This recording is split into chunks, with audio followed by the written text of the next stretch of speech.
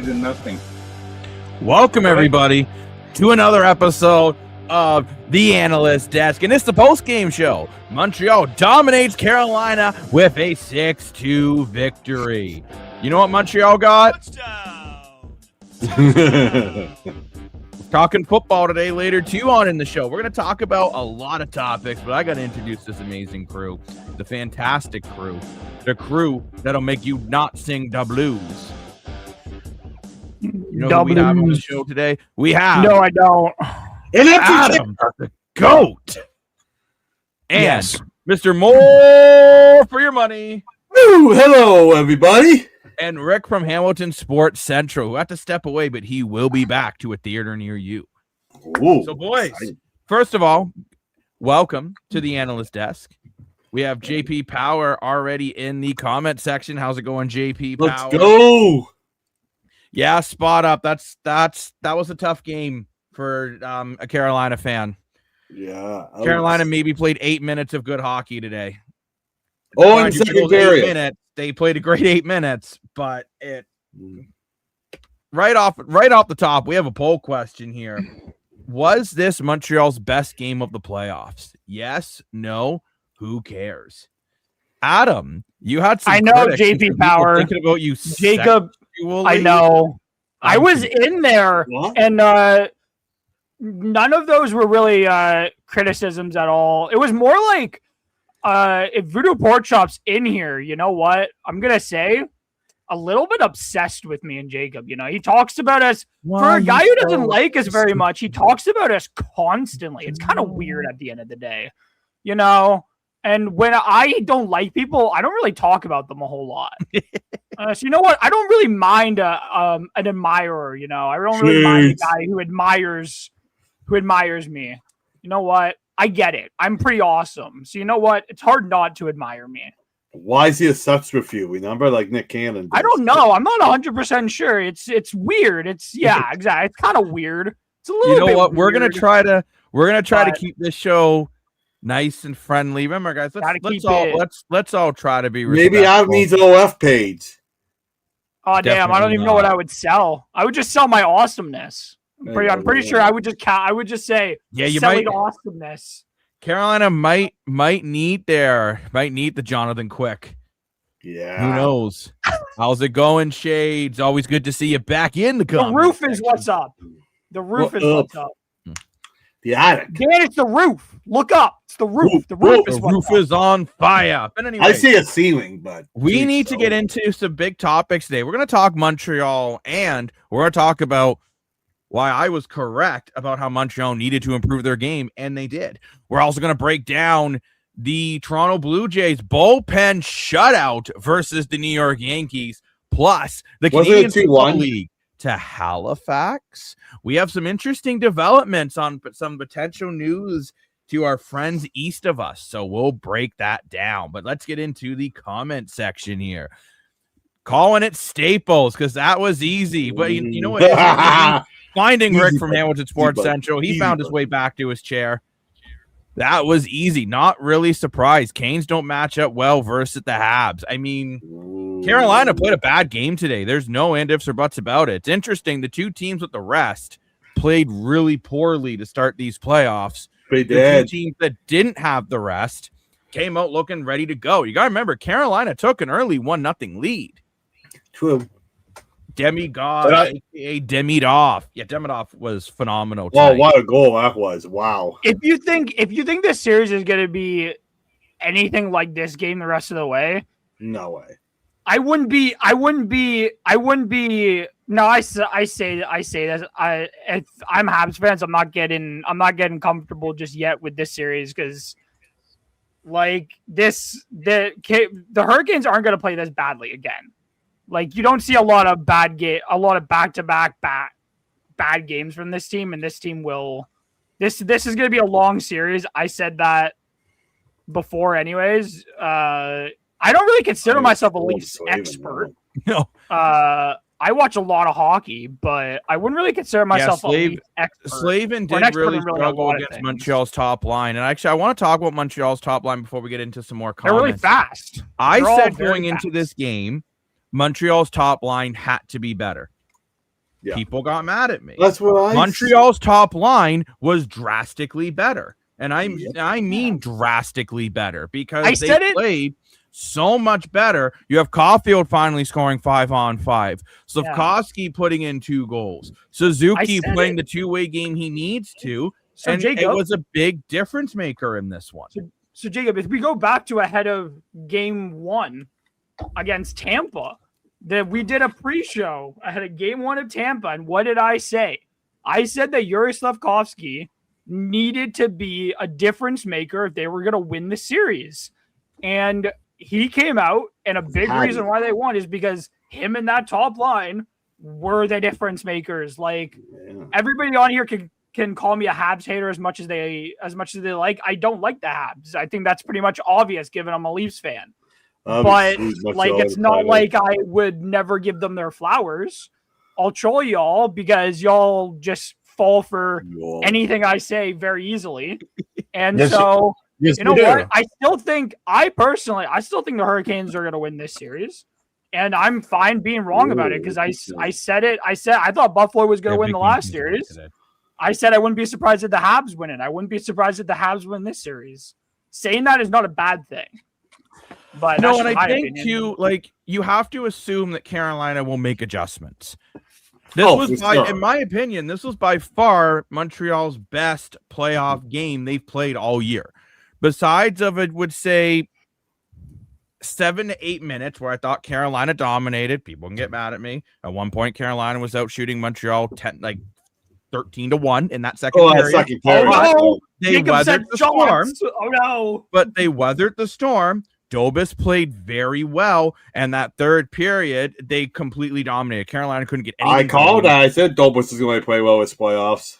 But Dan, now, no trying to glaze anyone here. I want your honest opinion, no BS. You honestly thought Montreal was going to come in and completely dummy Carolina. No, I didn't. I thought there was a good chance to win this game. I really did. What did I predict? I predicted I think you said 4-3 or 3-2 or something. Something like that, right? I was going to be a lot. I thought Montreal was going to win just because look at same with Colorado and Vegas, right? A lot of times the team that gets the West gets rusty the first game. It's like, you got the other teams off game 7s and off that hype, they're all ready to go. It's showtime for those guys, right? And I think a long West can be really good for a series that was very physical, very tough, a lot of injuries to stars, but neither Carolina or Colorado had those problems. No, Kale McCarr was out for game 1, but I don't think he's, seriously injured. I think they just want to see if they can win without him, and unfortunately, I guess they can't, right? So he'll probably be back for game 2, but ass hats, thank you. Let's get to some more comments. Voodoo Pork Chop, I would not call this a lucky win by Carolina. I get you're just trying to troll, but I'm going to take it seriously because that's how I roll. I know you're not a big fan of me, and that's more than okay. That's your prerogative. Everyone's entitled to an opinion. This But I will say that Montreal played their best game of the playoffs. Carolina played their worst game of the playoffs. And I am waiting to see if Carolina can make said adjustments. I do agree with this comment from you, though. If it goes down 2-0, the series is done. You can't go down 2-0 going back to the Bell Center. I do agree. 100%. I totally agree with that. I don't know, because I'll keep you're in trouble if you lose, if you go down 2-0. Is the series over? It'll be terrible. I wouldn't say that because there have been plenty of series where one team goes in 2-0 and then is able to win a game and keep the series alive. Like, I'm not going to say, the Hurricanes are going to be in more trouble, but I don't know. This playoffs have been really weird where the away team has been a lot better than the home team is for some reason. A lot of these playoffs. All of us. And we always appreciate your guys, everybody. We know you are, Voodoo Pork Chop. We know you are because you continue to come back for more. Yes. Despite not liking some of us, you just keep coming back for more. He's fans of all of us. Hey, Habs dominated. Rick, you know what? You've been awfully quiet. I see you're rocking the new Hamilton Hammers merch. That's right. Love it. How's it going, Randy? Always good to see you back. And don't forget the also bag that we got. Oh, that's sick. And the puck. Can't forget the puck. Oh, cool. That's cool. Okay. Correct me if I'm wrong. Did Matt Martin not play for Toronto? Yes, he did. He played I sat behind him at the press 2 conference. years. Wow, that's sick. I love Matt Martin. He's such a cool guy. One of my favorite players. I know he only played for like a couple years. Like I think he only played 1 or 2 seasons with the Leafs. He didn't play very long. I believe we have a new viewer Carolina here. did. So I do want to talk about your comment and welcome you to the analyst desk. And yeah, I agree. The only time I talked about Carolina playing dominant, there was that time frame in the second period where Dobas had to make a lot of key saves. And I thought Carolina played really well there. But Dan, we have a new viewer, so it's time for the plug. What do the new viewers need to do when they join the analyst desk community? So welcome to Analyst Desk. We love this roundtable open air discussion. Please subscribe to the channel. We just hit 200 subscribers the other day, and we're trying to hit 300. That's the next big number, right? So if you subscribe, really appreciate that. The more subscribers we get, the more new people like you find us, and more the algorithm goes up, so we can do more for everyone here. And I want to thank all the loyal viewers that have been liking and commenting and sharing since day one. We couldn't do it all without you, so thank you, everyone. Let's go. Woo! See, I'm getting some absolutely. I see I'm getting some flack for my comment. I'm going to continue to defend it. It was 4-2. It was after Caulfield hit the post. Carolina came back and scored right after that. And for that frame period, they were out shooting Montreal 3-1. Montreal weathered the storm. I'm not saying the entire game. I'm talking that one little area. What are you talking about? What the fudge? Montreal definitely outplayed Carolina for 90% of this game. And mind you, 90% of this game is definitely enough to win this game. But all I'm saying is, teams are going to look at the tape and Montreal's going to correct that 10 minutes. I think that's a fair statement. Man, I should just bet on my takes. Not only did I say Newhook, Newhook didn't get a goal. You still got a point. I know. I picked Newhook on my Tim's app, but I missed because of you. But I did say that either Montreal was going to come out hot because they played 2 Game 7s, or Carolina was going to come out sloppy because they had so much rest. Yeah. Right. Thank you, Daniel. Somebody with a little bit of composure and, no bias. Yes, Fun Fish. I said, I did say Anderson was going to look a lot more human in this series. This is the best team he's played. Of course he looks human. Hammer. You guys are so... You guys... Some of you guys put out the most like obvious comments in the world half the time. Like, this is the most obvious stuff. Of course, Anderson looks human against the best team he's played. Like, would that be crazy with Stanley Cup Montreal and Vegas? No one have had that on bingo cards. Shays is I would have been surprised by that. Vegas are very good, and Montreal's a very good team. I'm crying, Nathaniel. I'm not. Jacob, crying? No, because it was when you were cleaning your glasses, he thought you were crying. Oh, I wasn't cleaning my glasses. During the Habs run, I have no expectations, and I expect it to end sooner rather than later. Interesting Montreal fan here has got a bit of a different perspective. Welcome back, Habs go. Yeah, I mean, the Montreal run has been absolutely crazy. No matter what happens, I think Montreal fans and the team can be very happy with what they've been able to do in these playoffs. 100%. Yeah, it's a huge success. And I think Nathaniel's a new viewer as well. Don't welcome him, Dan. He lied in his comment. I don't think he deserves to be welcomed. Welcome to the analyst desk. If you do enjoy these kind of roundtable discussions, please subscribe to the channel. Even if you just want to troll Adam and I, people find it fun. Jacob, do you know what's really funny to me? Every time somebody tries to troll me, it's like the weakest things you could troll about. Like, there's so much I feel like you could, like, even like when they're trying to troll me about the Leafs, I'm like, there's so much else you could say. Mm-hmm. Maybe we should just do an episode where I troll the Leafs better than opponents can. Because this is like so weak. It makes me laugh every time. And okay, you know what? I'm going to make Dan address this comment because, Dan, I want you to say what you said to me off camera about, do you think Montreal was playing relaxed, or do you think Carolina took over the game for a bit? I do think coming off into the second period after first intermission, I think Rob Brendamore got the whip though. Maybe he got Rick's Hamilton Tycat cutting board out and spanked the players into action there, wake up for the second period, right? So I think Carolina did dominate for, I would say, about 7 minutes or so coming into the second period. But the key was that Montreal survived that. And that delivers a huge message for this whole series, right? Dobas survived. Montreal Canadiens survived the defense. There was one point they're in the defensive zone for like 2 minutes, right? And they survived. So that's a huge message going into this series. I do agree with you, Dan. I think that's a good take. Survival. Yeah.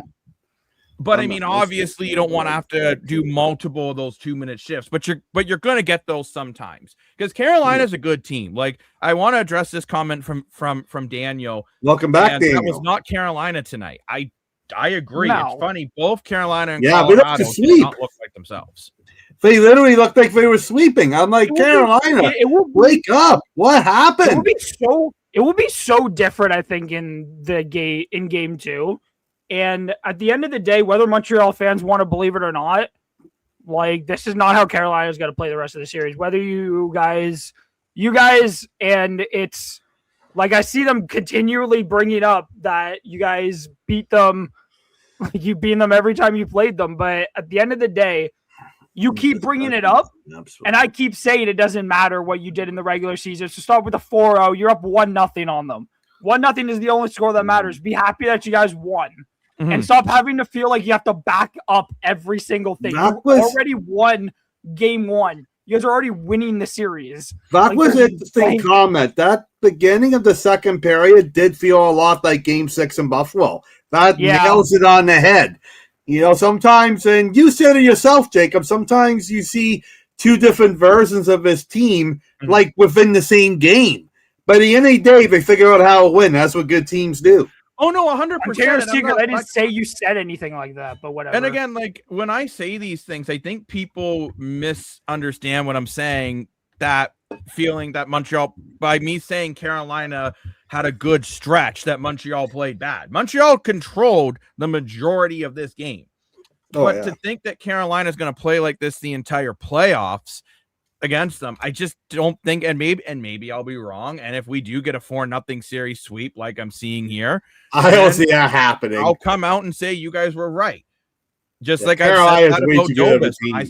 I think you're just talking about, like, in general, Jacob. They beat them 3-0 across 3 games. I think that's what he means, not that Montreal's going to 4-0 sweep them in the playoffs. But I find this funny because everyone is like, Leaf fans are hilarious. They know nothing about what it takes to win the playoff games. Just because we're Leaf fan doesn't mean we don't know what it takes to win playoff games. I'm a hockey fan. I watch so much hockey. I know exactly what it takes to win playoff games. Doesn't matter what team I support. You can keep saying this, but it's not going to really. There's no truth in it. I think Leaf fans know what it takes to win. This team just doesn't. There's a difference, but you can. And I would say too, what I would like people to do is take off your Montreal fan hat for a minute and understand that at the end of the day, I highly doubt Carolina will play that bad for 3 more straight games. Yeah, the Brendamore gets fired if he does. Jacob, what's funny is we get told that we can't take off our Leaf hats and be objective about the Habs, but they can't be objective about their own team. They can't even be objective about their own team and what could happen in this series. They just don't care. They don't care to. They want us to, but they can't do it themselves. And no, and again, like, I understand Montreal trying to shut it down defensively, right? I really do. I did not think I'd have to defend this take this much. But Carolina's too good to shut down with only a 2-goal lead. And yes, it did turn into a 6-2 lead because of Dobas. In the third period, I thought Carolina came out completely flat. Montreal took over the game again. Mm-hmm.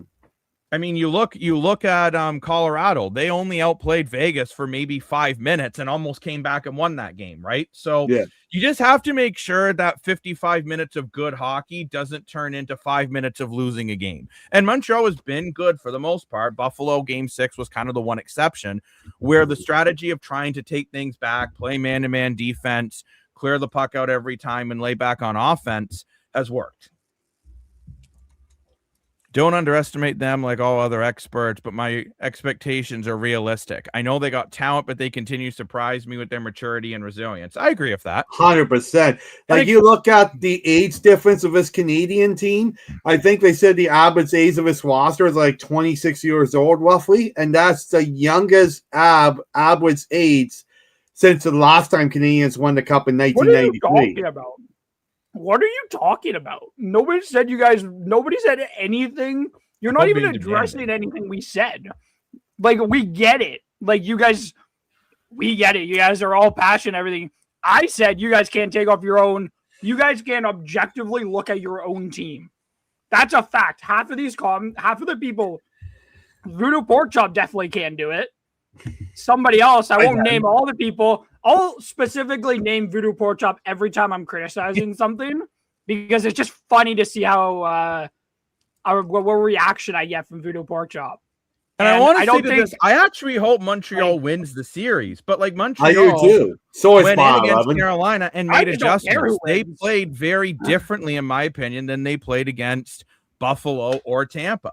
Because that first period, they came out absolutely flying. We didn't see that versus other They're teams. Dominant this game. Like the other games between Tampa and Buffalo, Montreal won and that was great. But this game is Carolina, they dominated. The other series, they didn't dominate as much, right? Like the fact that they came up so strong. I feel like they had that one game against Tampa where they kind of dominated. Yeah, I seen that. That's true, Adam. That one game at Tampa. They had that one game against Tampa where they dominated. Yeah, it's like Carolina's great at home. Like I did hear his comments during the broadcast too. Yeah, they're very good at home. I don't know. Very good. I just think some. Not all of you, but I think some Habs fans in this comment section are very much underestimating just how good Carolina can be. We've had series flip before. This is not like, and yeah, you're in trouble when you're down 2-0. Oh, thank you. I am Captain Obvious. I love being Captain Obvious. You know, I'm very much a smart ass. And I love very sad about Kyle Busch. I know, Weston Peace. My God, I was so surprised because like shocking news. I think it was a couple hours earlier. Thoughts and prayers to or maybe yesterday. It came out that he was sick and wasn't going to be at might not have been at the next race, and then it comes out that he passed away, and it's like what the very quick, very tragic. Yeah, very young, only 41 years old. I am very well. Can I not be negative? Wait, Samantha, can I not be negative about the Habs? Is that something that I'm not allowed to do? Jacob, Dan, is that something against the rules now where I'm not allowed to give my honest opinion on a team? If you don't want my honest opinion, don't listen to what I have to say then. That's very easy. I'm going to give my honest opinion. The Habs played great tonight. I can't not say they played great. But this series is far from over. I'm not going to be all like positive all the time and say, "Oh yeah, you guys are great. Oh my God, you guys are wonderful." I'm not going to do that because that's just why don't we move on to something more about Carolina? And we have an interesting question here from Funfish. Why didn't Rod pull the goalie when it was 5-on-3? He only pulls the one extra. Yeah, it was a strange move when he pulled the goalie. Yeah. And you know what? I hate to say this, but I saw some Mike Babcock-esque things from Rod Brind'Amour tonight. Offensive zone faceoffs when you're down 2, putting out the fourth line, even though the Shestakov line had 2 shifts off, pulling the goalie in a weird situation. Dan, you commented too about them pulling their goalie and then putting the fourth line on the ice. That made no sense to me. I guess the only thing that made sense was maybe Brind'Amour was sending a message to the big guns like Sebastian Aho and Sergachev, and I forget who plays on that line. I'm very sorry. The name just slipped my head. Jarvis. Thank you, Jarvis. But we've been commenting all playoffs that big line hasn't been contributing as they should into a series. It's the second line of Stakehoven, Hall, and Blake are the reason why they're here. So the fact that he pulled the goalie down at home and put out the fourth line, I think that sends a message to Sebastian Aho and that group, right? That's the only thing I can think of. Yeah, but I'm going to say this. Screw sending a message. You now need to try to steal home ice advantage back, and that's not something that's going to be easy to do, right? No. I mean, Montreal is one of the best home environments in the playoffs. Funny enough, they haven't been the best at home in these playoffs, statistically proven. That's what I was saying. When they down 2-0 doesn't mean it's over. I still think, though, if you go down 2-0 going back to Montreal, I don't see Montreal losing both games at home. You'll be in a lot of trouble if you're Carolina. And, Rick, I want to ask you, you've been thinking. I can tell you got your thinking cap on. The hammer. If Carolina continues to struggle and if they get eliminated in the third round again, do you see major change coming to Carolina?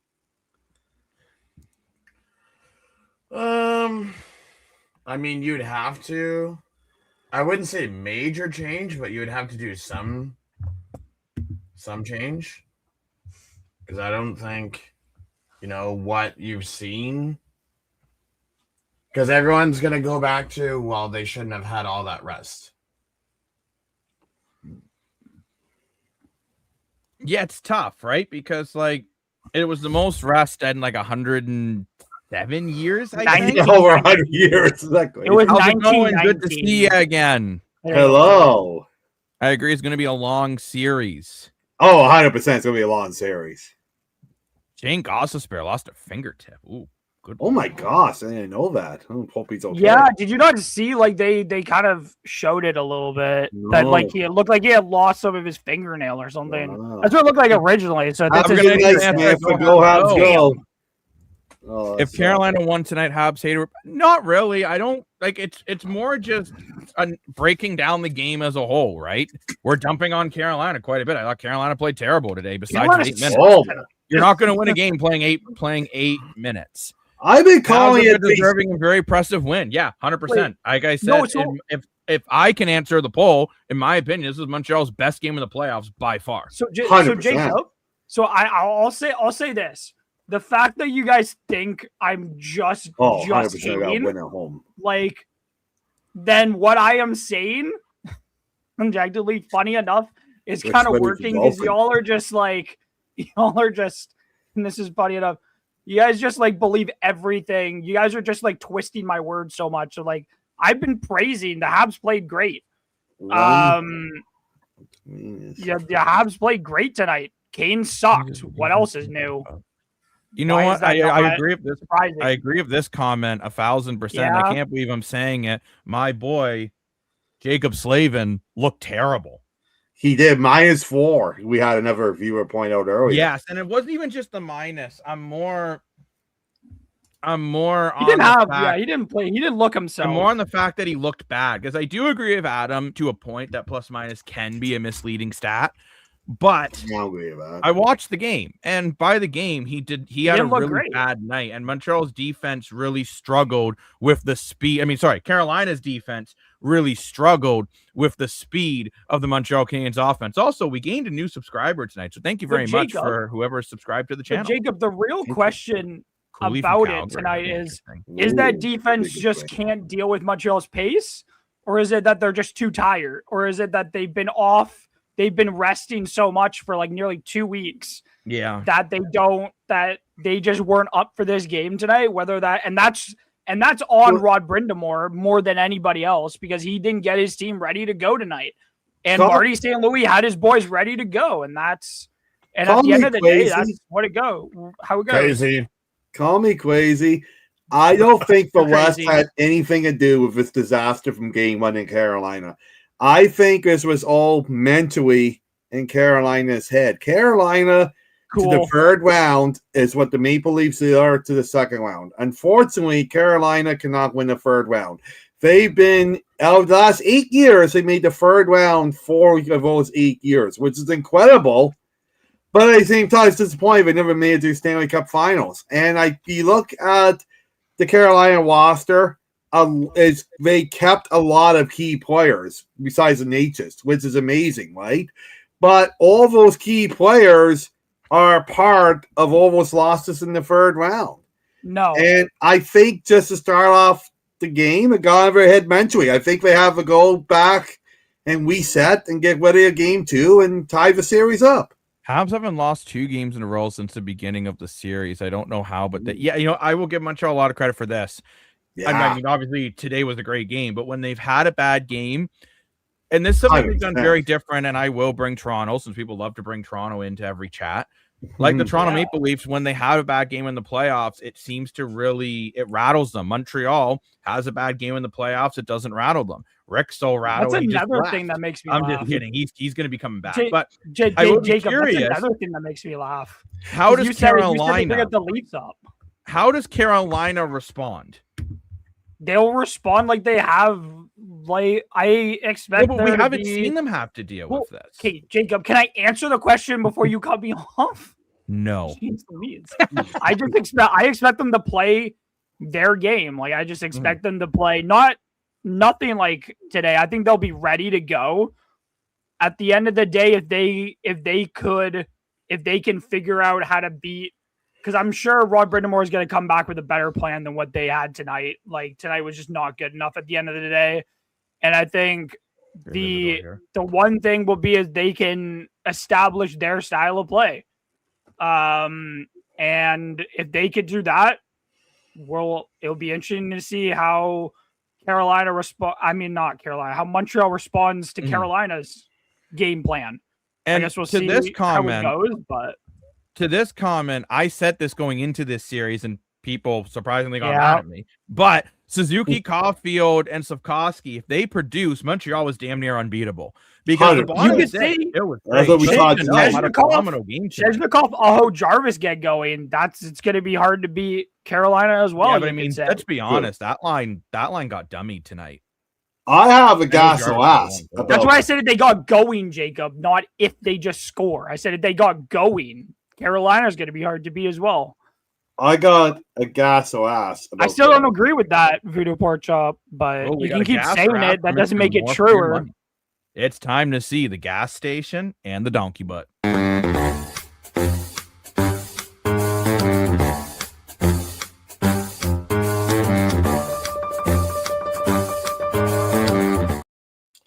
You can't fully fault him because he got from where Carolina is. Anderson's played incredible with this whole playoffs. And I think the goals were not all Anderson's fault. That Blakeway goal from Sikorsky, I think it's the best goal we've seen these playoffs. One-timer, breakaways, all very tough goals. In a day, he allowed, 5 goals on 5 shots? I saw him down on 5 goals on 25 shots. Are you starting Bossy for his first NHL playoff start in Carolina? I think it might be easier to start your backup in home versus starting Anderson for game 2 and possibly going 0-2 in the Bell Center. And then, I know that's painful. That's a painful number. And then starting your rookie in the Bell Center for the first time. So, Gasso asks, are you getting Bussy the game 2 start? JP Power's going ass. Interesting. You know what? Anderson. I'm going to stick with JP here. We homies. And I'm also saying ass for game 2. If you have another game like this, Bussy comes in for game 3. So you would start him in the Bell Center. No, hold on, Dan. Because game 3's in the Bell Center. You look wonderful. I don't care where it is. You look at a guy like Bobrovsky. When he had one bad game in Florida's Cup run, did they put in the other guy or did they stick with Anderson? Anderson going into this game had only allowed 2 goals or less every single game. You knew eventually that was going to stop working. I sound like Adam here because I know Adam's been a big Anderson fan. I've been on the fence on him in these playoffs, but one game is not enough of a sample size for me to pull the trigger on it. I go by trends. I don't go by one-offs. And by the trend, Frederik Andersen is going to play better. Interesting. So I am saying ass.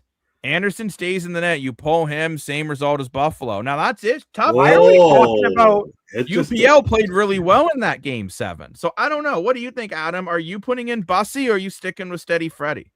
No, okay. This conversation, Dan, no offense, it's stupid. It's dumb and it's stupid. It's dumb. Personally, he had a 955 save or 9, whatever it was. he has been playing very well. You don't take him out because he had one bad game. You could say, well, then Dan, using your logic, then Montreal shouldn't have started Dobish for Game 7. He played like crap in Game 6. He shouldn't have started Game 7. Should have started the rookie in Game 7. Should have started Jacob Fowler because Dobish played like crap. And you can't have him in. I think there's a difference between Game 7 and Game 2. And no, because using your logic, he played poorly.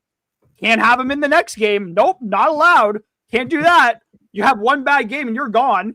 I also want to point out, why is there a comment now about the Leafs? Talk about the Leafs. The Leafs haven't played hockey in 2 months, everybody. I think it's because I brought up why we're suddenly trying to talk about the Leafs. I'm wearing a Leaf sweater.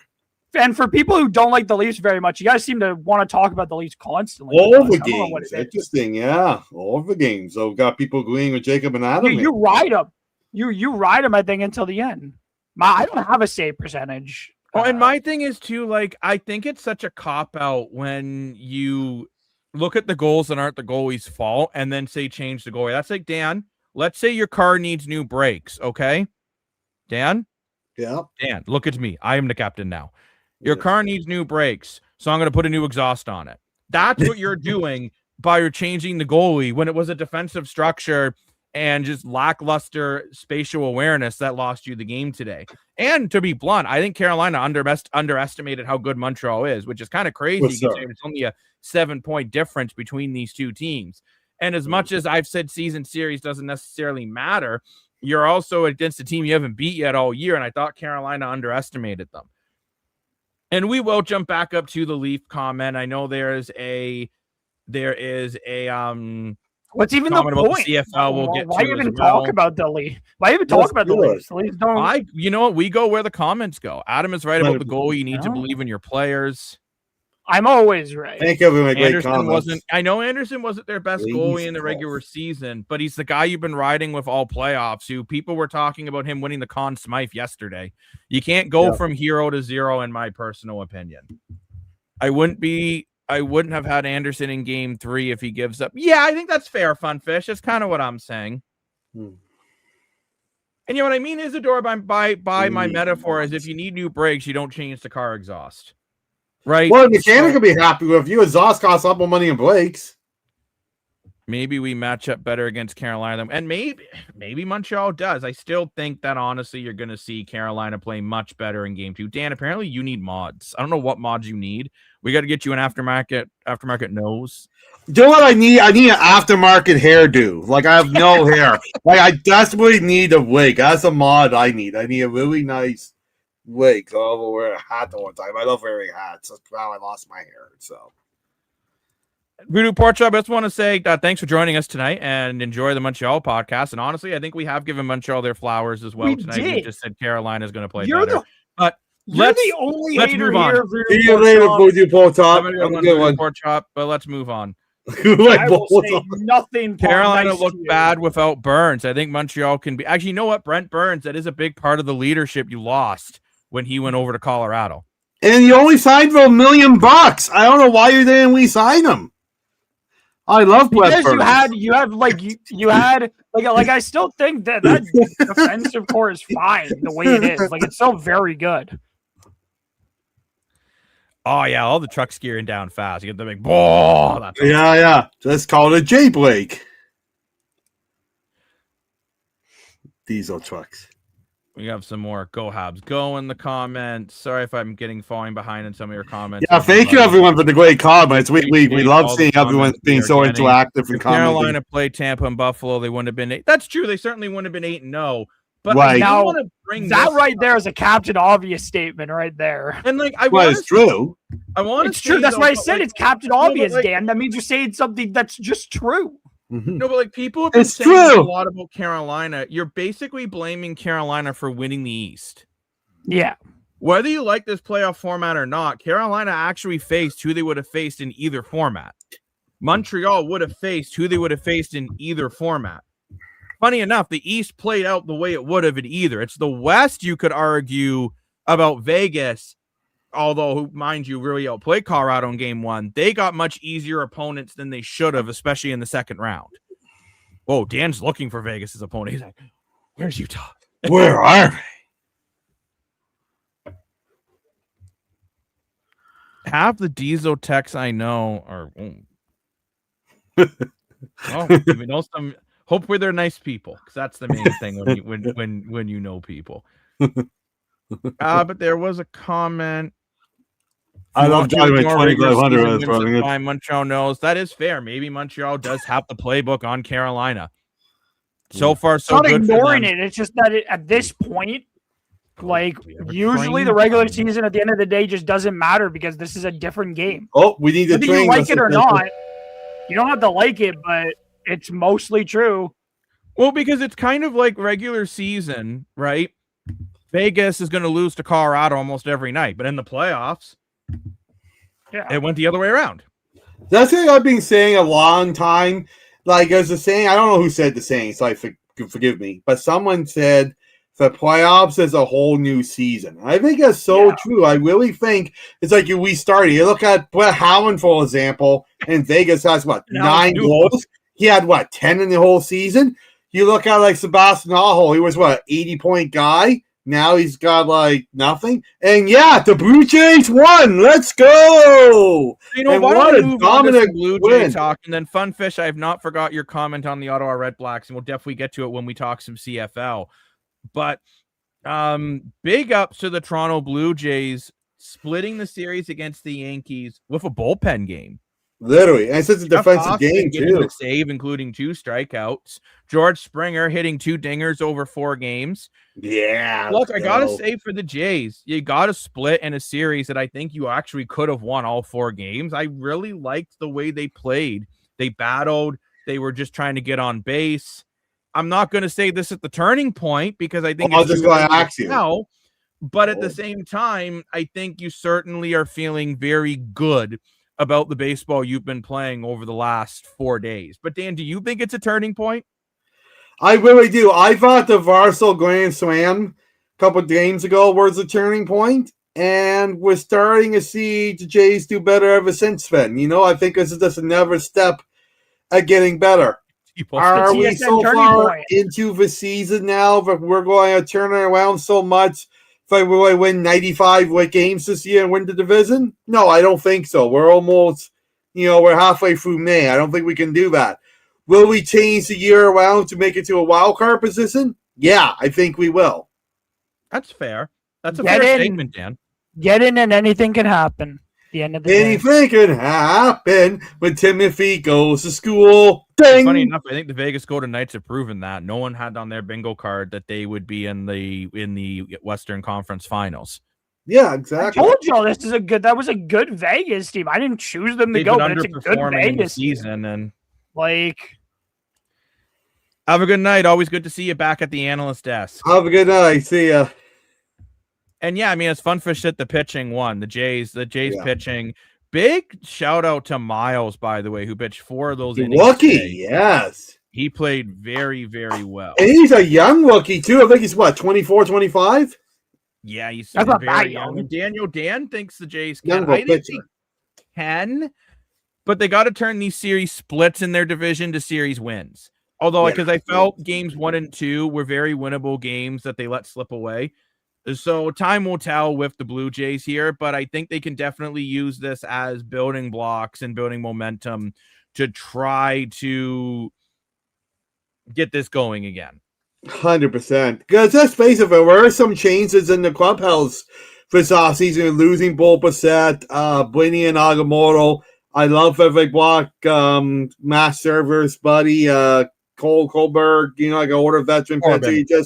Colbert, sorry. You just traded Lauer out of the lineup white. So when there's a little bit of sips in the clubhouse, you are going to feel it's going to take a little time for a momentum switch, right? So it might not be as dominant as last year, but they're getting in the right track. I really like the new additions that they brought onto the team. So let's hope they can get settled in and get it done. To win 4-1, make up your mind. Yeah, I do agree with that. I mean, the Jays certainly let some games slip away, but I felt overall, if you're taking the wins and losses out and looking at the way they played, I felt they played better over these last 4 games. That's all I'm kind of getting at here. Back to go, Habs, go. Absolutely.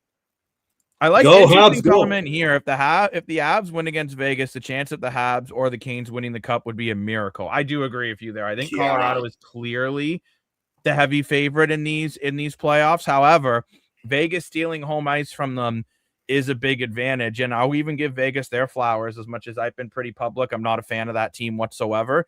They've gotten better every round. Like, I think, funny enough, so far the team that gave them the most grief was Utah. I think Colorado, like what I said about Carolina, I think they will come out and play a lot better. But at the end of the day, for Vegas, big on them, just like Montreal, you have the two underdogs, which I would almost call them Carolina, Montreal. Like, I think more people were expecting this series to be close versus Vegas and Colorado. I think people expected Colorado to dominate. You not agree, Dan? Yeah, I think this series is probably one of the most even series we've seen this whole playoff. I would say it's almost as even as Colorado, Minnesota. Not as crazy, but almost. Like, there's only a 7 points difference in the season between Carolina and Montreal versus the Vegas and Colorado. There were 27 points difference. That's a big, big difference. Vladdy still worries me. I mean, you know what? He did get a couple walks today. But I do agree it's concerning the lack of dingers, we'll say, from Vladdy, right? Like, for sure. He's certainly in a slump, but he's doing a good job in this slump, still getting on base. I mean, he's still getting on base. You could tell by just how he interacts with the players on the bench and in the clubhouse and different things like that. He's still the leader of his group. He's still the franchise guy. His average dipped a little bit. I like his average to be up around 300 again. Right now it's about 280. So it's still very good, but, you know. Yeah. And Funfish, to your comment, there's no way they're going to send their one of the highest paid players in the entire league down to AAA. Yeah, it's just not going to happen. And he's playing so well defensively too. And that's right? the thing I was going to say. Like, he's still adding value to the team. He just needs to be better. Like, right? let's say he's doing a lot of the little things right. Let's say if he was just a designated hitter, I don't mean just in a bad way, but let's say he was just a designated hitter and he was very quiet and he didn't do anything defensively, he wasn't helping the team, then yeah, I could say put him down in AAA. But the way he's doing so much of the team off the field and in the sidelines, I mean, look how every time we're going to say star player, he's the one putting out the Gatorade and splash over him. Like little things like that. That's a leadership move. And I do, Daniel, I think the celebration would be, I will argue, it'll be bigger than when the Raptors won the NBA title. Oh, you mean if the Habs win the cup? If the Habs win the cup. Wow. I think it'll be absolutely insane. Nuts. If Montreal finds a way to win the Stanley Cup, which, I mean, look, every time they win a game, they're one step closer to doing it, right? Literally, yeah. Like, that's just a 7 fact. wins away at the moment. And Dan, I want to ask you, actually, since we're back on the Montreal subject a little bit, Yes, sir. as much, I think you've been more positive towards Montreal because you're just more positive than I am in general. I'm just a negative. No, I wouldn't say that. Look how hard I am in Mitch Marner, right? Okay, fair. But do you, after today's game, are there still some adjustments you'd like to see from Montreal for game 2, or you think they just rinse and repeat? No, 100%. The only it's minor adjustment. The only adjustment I want to see is I want to see a full 60 minutes. I think today they played 50 minutes, which is fantastic. They won. I'm not slamming them in any way, but you know, even a team like Carolina, very dangerous. Look, Carolina did get 1 goal in that 10-minute flurry, right? If you were up 1-0 at that point instead of 4-1, it could have been a whole different game, right? Mm-hmm. So that's the only adjustment I gotta see. And the only other adjustment, I'm not worried about this series because I don't see Carolina being a big physical dump. Carolina is physical, but we're not big and tough physical. They're not like a big bruiser team. That's what I'm saying. Yeah, they can afford checks, but no one's putting you in the hospital from Carolina. Correct. That's what I'm saying. So you're not worried about this series, but if you do make it to the Cup Finals, either Vegas or Colorado have some tough veterans on their bench. And I would want to have Jack-Eye being on the bench of that series, and I want Jack-Eye being the tough guy for this team. I would almost play 7 defensemen and 11 forwards. To be honest, I wouldn't do that because that's why if Jack Guy takes a 5-minute penalty, it's nothing to worry about. Yeah, but Dan, and I do want you to answer this comment from Funfish, but I feel 60 minutes. I feel like because Montreal. Well, that's true. I agree. That's a hard thing to do, but good. I think Montreal's a good team, and good teams find a way to do it. Yeah, and I mean, let's be honest. We say it about other teams. You got to play a full 60. It's a mantra in sports, and Montreal still needs. That would be. I agree with Dan. That would be my one adjustment. I don't agree with Dan saying I would play. Except basketball, I have to play 48 minutes. I don't know why. I would not agree with you at all about playing 7D because St. Louis likes to run 4 lines, and you can't do that now. Montreal is designed on balance and depth. So running one less forward, you can't roll those 4 lines probably. I don't want to see Caulfield playing 26 minutes a game. It's not what they do. I see everyone wants me to supercharge my Escalade. Guys, I can't afford a supercharger for my Escalade. I want a turbo. Hey, you know what? If we hit more subscribers and we start monitoring off YouTube, anything can happen, right? Let's go. Maybe that'll be all your friends. If we start making it big, Jacob's boosting the Escalade. Also, I want to say thank you, everyone, for all the likes and comments and shares. We really do appreciate it here at the Analyst Desk. 100%. But no, I think, Dan, your assessment, I would totally agree with. But thank you. Yeah, we'll have to see where we go from there for Montreal. I mean, I like I said, I think Carolina will come out better for game 2, but is Carolina's better good enough for Montreal's best? That'll be the $1 million question. Because as much as the comments, as much as I've said it's not Carolina's fault, I do agree Carolina hasn't faced as hard competition as Montreal. Nothing against Carolina. It's something they can't control. We can control when we put Adam back on the screen and I see his beautiful face. Well, it's like you said before, Jacob, so famously on this show, the teams that didn't play tougher competition earned their right by winning their division, right?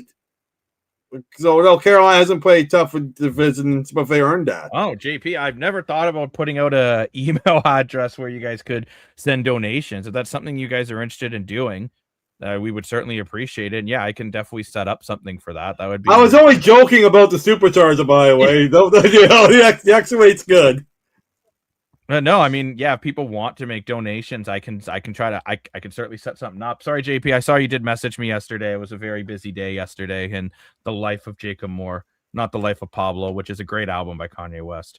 Jacob's a busy dude. Holy cow, he's busy. Well, kind of busy, actually. But there was a comment a while ago from Funfish. It's going to be hard for me to find it, but I do want to address it. Will the Ottawa Red Blacks be better this year? I think we should maybe get into some CFL. And they should be.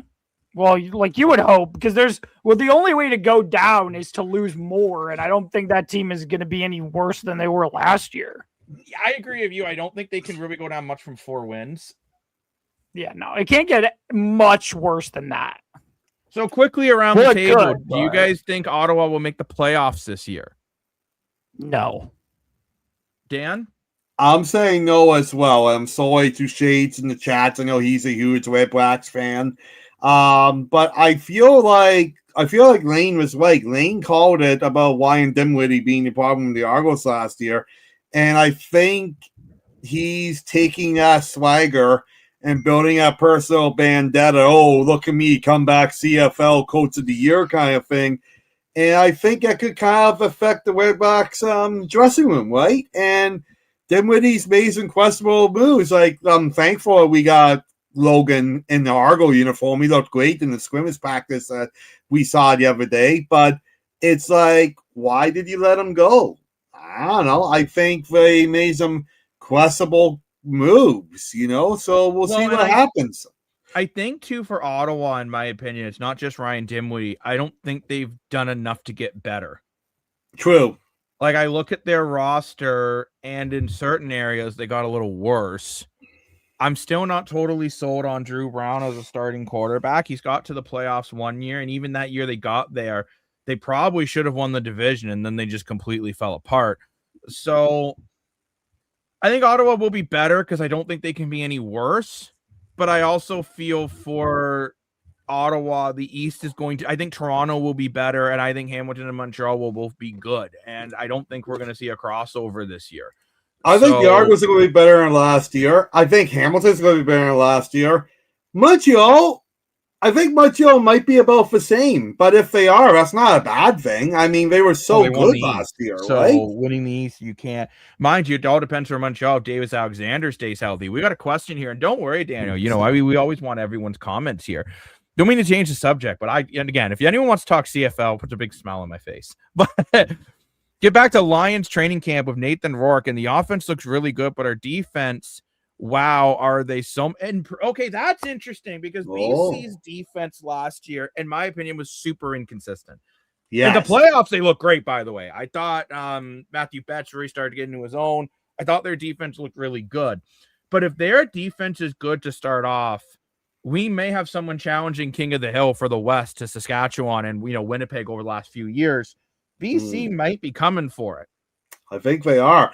The only question I have with BC Lions is it Alloway? They lost Alloway, correct? Yeah, and they just kind of dumped him, which was weird. I know he's kind of a controversial player at times. I know he's had some suspensions and stuff, but I think he's a type of guy you want to play for your team versus against your team, right? And I could be wrong, but I don't know who they really replaced Alloway with, right? That's a big loss to your defense. Yeah, Daniel agrees with you, Dan, and always a phenomenal player. Yeah, I always liked him. He's controversial, but I've always liked him. Well, and also, too, always a guy who usually is towards the top 5 in tackles every year. I apologize, guy. My eye's been... Who signed Alloway? Was it Hamilton? Oh, Winnipeg. God, neither. Montreal. Oh, yeah, I completely... Because Montreal basically replaced Darnell Sankey with Micah Alloway, which...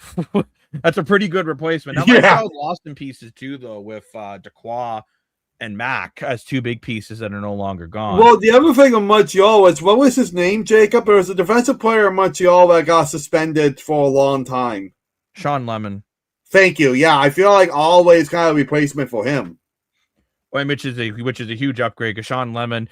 Adam, if you remember Sean Lemon, he's the one who pretended to pee on the other team's logo. Yes, during a game. Do remember that. Yes, I do remember that, Jacob. But I don't know if you guys saw, since we're on the CFL topic, I need a drum roll here. We may be seeing the Canadian Football League heading out east. Now that I know there's been rumors that's what I've been calling for about the Atlantic schooner since the War of 1812. But interesting post I saw today. The new proposed development of a new Halifax stadium. The rumor is that this stadium is going to be able to hold between 20 and 25,000 people. That's big. Now, the Halifax soccer team would also be using this stadium. This has been the biggest drawback on why we haven't had Canadian football in Halifax is because they don't have a stadium. Right. They get a stadium. This is kind of solving the problem. Yeah. What do you guys think of this proposal? It's a nice stadium. It fixes 2 problems. I don't know, the Halifax CPL team probably won't get as crazy of an attendance as maybe the CFL team will if they do go out to Halifax, because I don't think it will be as crazy. I guess it depends on how much how much they open when they do play CPL games there, but it could be very interesting to see how successful the team is out there. But it's good that they're solving the stadium issue at least. Well, and if this happens too, like you're seeing here, it's going to be hotels, retail, and more. This kind of reminds me of the Ottawa Red Blacks vibe. It looks like it's going to be hotels and restaurants and bars and retail. I think you're going to go down there and make a whole day out of it. Dan, you've been screaming for football in Halifax. If this gets done, do you think the next step will be a CFL team in Halifax? It has to be 100%. The only reason why this has not happened yet is because of the word we can't say on YouTube that happened in 2019 that shut down the world, right? If that did not happen, we would have already had this done because it has to be done. We need a double-digit teams in this league. We need it to be even side to side.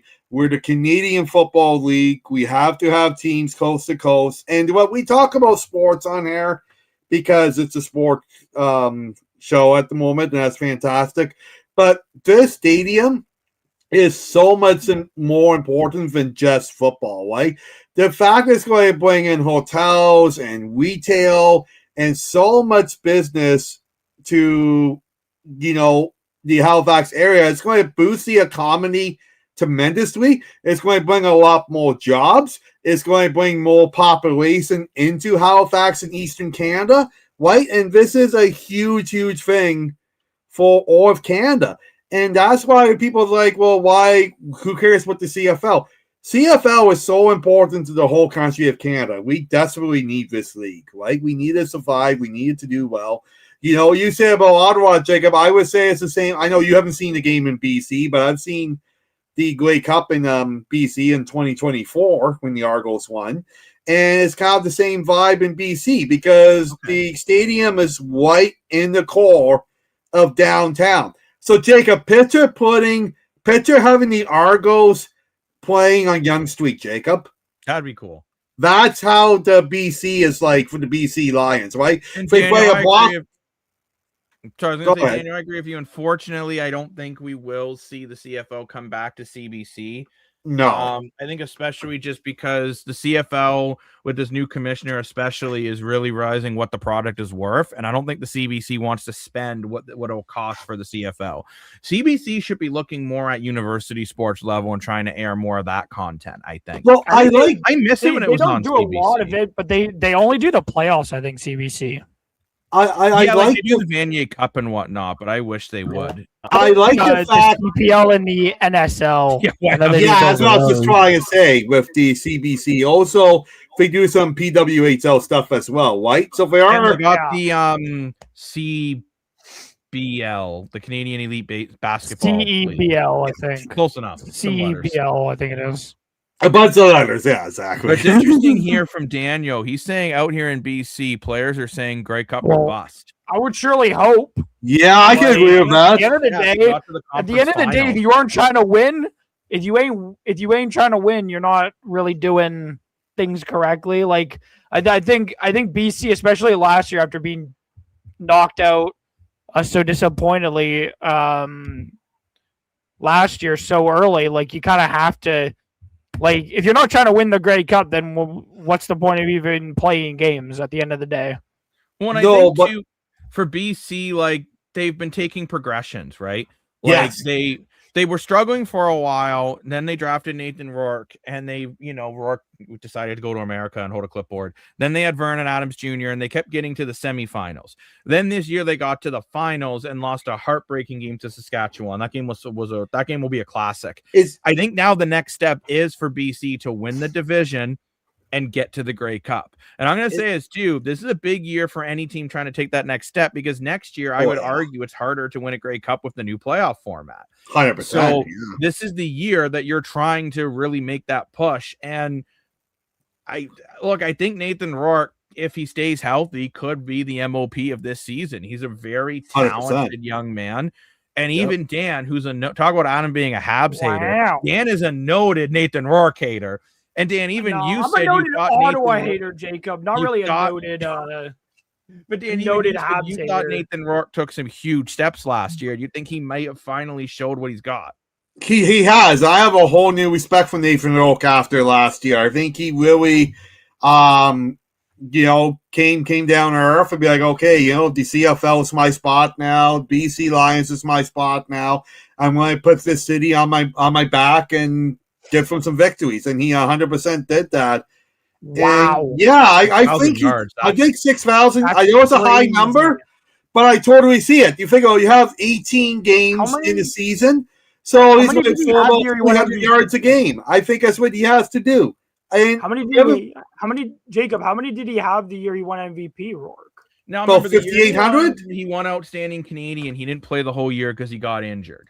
Right. He was on pace for 6,500 that year. Last year, he didn't play every game. He was injured. He didn't start every game, so he finished with 5,259 yards. Yeah, but 5,300 we have in the comments. Yeah, 5,300 roughly. But to be honest, if a quarterback's going to hit the 6,000 yard mark again, which is not easy, Nathan Rourke is one of those guys who I think can do it. But The only thing that'll hold him back from doing that is also they have a really strong running game in Butler. Plus, Nathan Rourke likes to scramble a lot himself. Like Nathan Rourke had 564 yards on the ground last year, right? So maybe 6,000 combined yards. I could totally see Daniel 6,000 in the air. That's a doable. But as I think if he can stay healthy, I think he can totally do it. And just to add, why have I been aged 12 years? And Ontario Secret, I'm not twisting my damn neck. My neck just hurts. I have shoulder and neck pain. You need one of those things to go on the airplanes.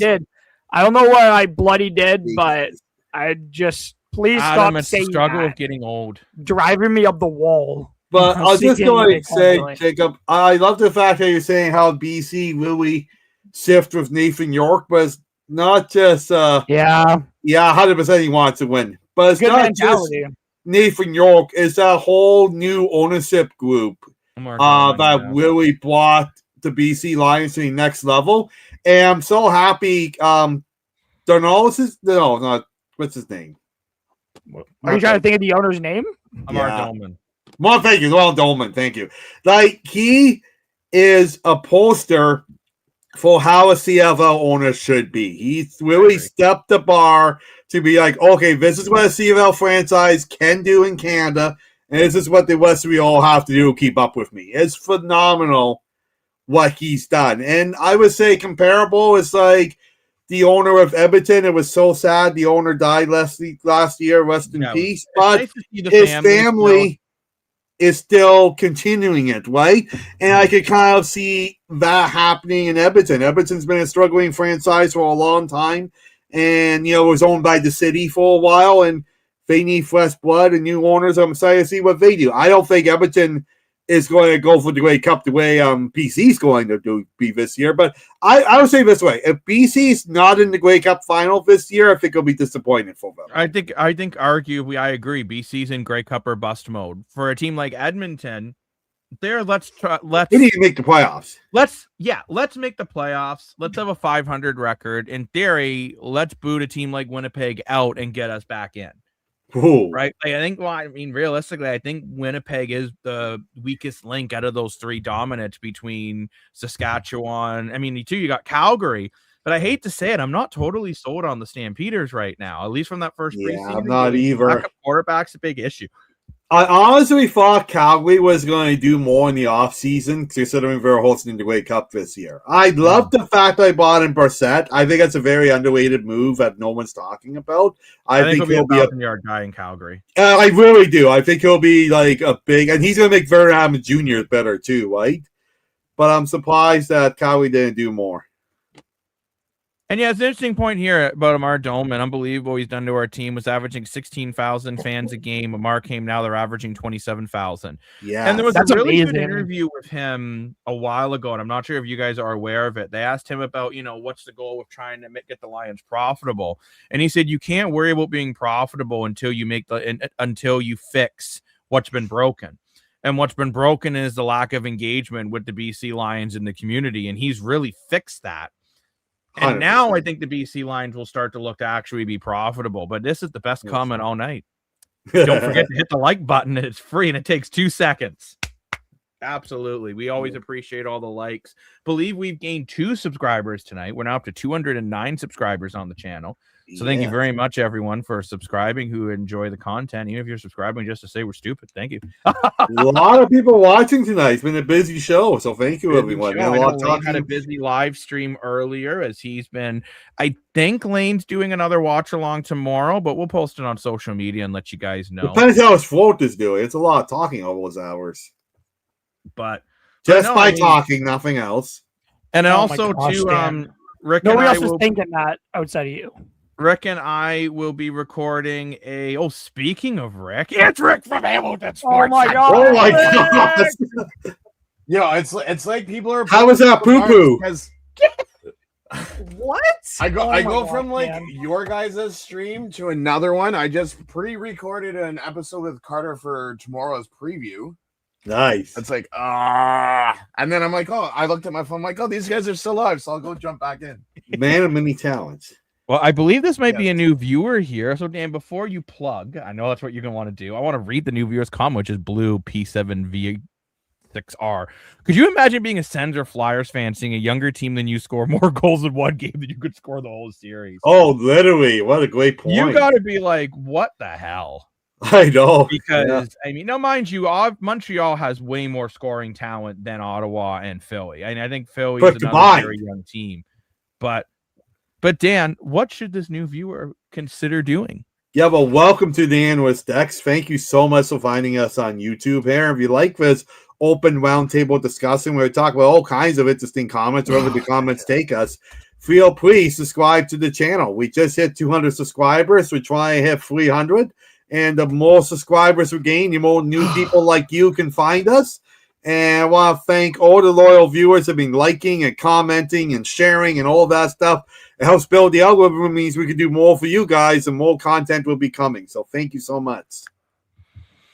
It's their FIFA. There's a absolutely, Dan. It's a comment back to FIFA being in Vancouver. But in a way, it feels like one step forward, maybe two steps back. So support and roar for the CFL. Yeah. Hey, thank you very much for the subscription. Thank you. Appreciate it. Appreciate it. So blame the province for blame the province for putting your stadium forward. So just curious, Blue, because we have viewers surprisingly from all around the world. So whereabouts are you commenting from? Yeah, let us know in the comments. And to BC, to the comment about the one step forward, two steps back for BC. Interesting comment. Yeah, Mark Doman is being better than what MLSC is, and they're using it as a marketing opportunity to try to improve their fan base outside of Vancouver. Oh, you're in Guelph. Wow, cool. You're pretty close to We'll us be there then. next week with a TDA on the road. That's right. Yes. Well, we were just in Guelph for the Argos spring training camp over the weekend, and we will be there again for the preseason game versus the Tigers. Well, yeah. Well, Dan, that would be if Jacobs bought the tickets. He's turning away because he knows he hasn't done it. I love it, Adam, when you asked in the chat. So that would be a no. So maybe we'll be there. I guess we're watching it from the parking lot. Yeah. Nah, that's good. Really peeking over for rain. And Dan's made of salt. I gotta wait. No, I don't like snow. I'm okay with rain. You want to hear my way of settling this? You send me the money and I will buy the tickets for it. Oh, Jacob, I feel like that's a better way to handle this. Oh, man. Because I mean, Adam sent you the cool. I got to buy the tickets. Manitoulin Island in the right time of year. Yeah. Where is that? Gorgeous. That's amazing. Up by the Sioux. Kind of. It is. Oh my God. Up Highway 17. Not quite. You're like going to Espanola and then you're like heading. Oh, yeah. North of Highway 6. So Highway 6 and 17. Oh my God, the stew! Yes, Dan loves snow. Oh, no, I don't.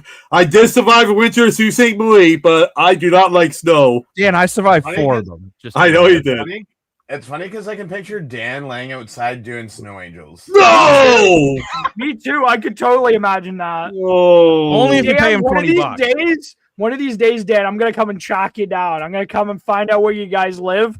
I'm going to come and I'm going to make you come out and do snow angels. No. But here's Daniel's prediction for the snow. West in the CFL. BC 1, Saskatchewan 2, Winnipeg 3, Calgary 4, Edmonton 5. Not unrealistic. I don't agree, but not unrealistic. I don't think BC. Oh, You don't agree with that, Jacob? You know what the funny thing about What don't you is? agree with? I don't think Winnipeg's going to be that good again. But That's my don't thing. know. I don't Yeah, know. I don't know if Winnipeg's going to be that good again. You know what? You know what's gonna be Because funny? Calgary made improvements. I don't know about Winnipeg though. Winnipeg, it's another year with Zach Collaros, who hasn't exactly been amazing. Wasn't amazing last year, and how much better is he gonna really get for this year, given his age? Like, it's big question marks, especially in the quarterback position. So you're gonna hear a fun fact with that. A fun fact is, all of those top 3 teams might not be in the top 3 by the end of the season. Yeah, that's true. Because if their quarterback goes down, they have no one. Yeah. Who's Calgary's this might back sound up? weird, but Edmonton and Rick would know this gentleman very well. The Elks have Taylor Powell as their backup, who I think is good enough that he can win you some games as a starter. And at least Edmonton realizes the importance of having a backup quarterback, where BC, who knows, maybe my mind will change once they see preseason. Saskatchewan, that first preseason game, I thought the backup quarterbacks looked absolutely dreadful. Yeah. Well, that first pick the pick in the first quarter was rough. Same with Calgary.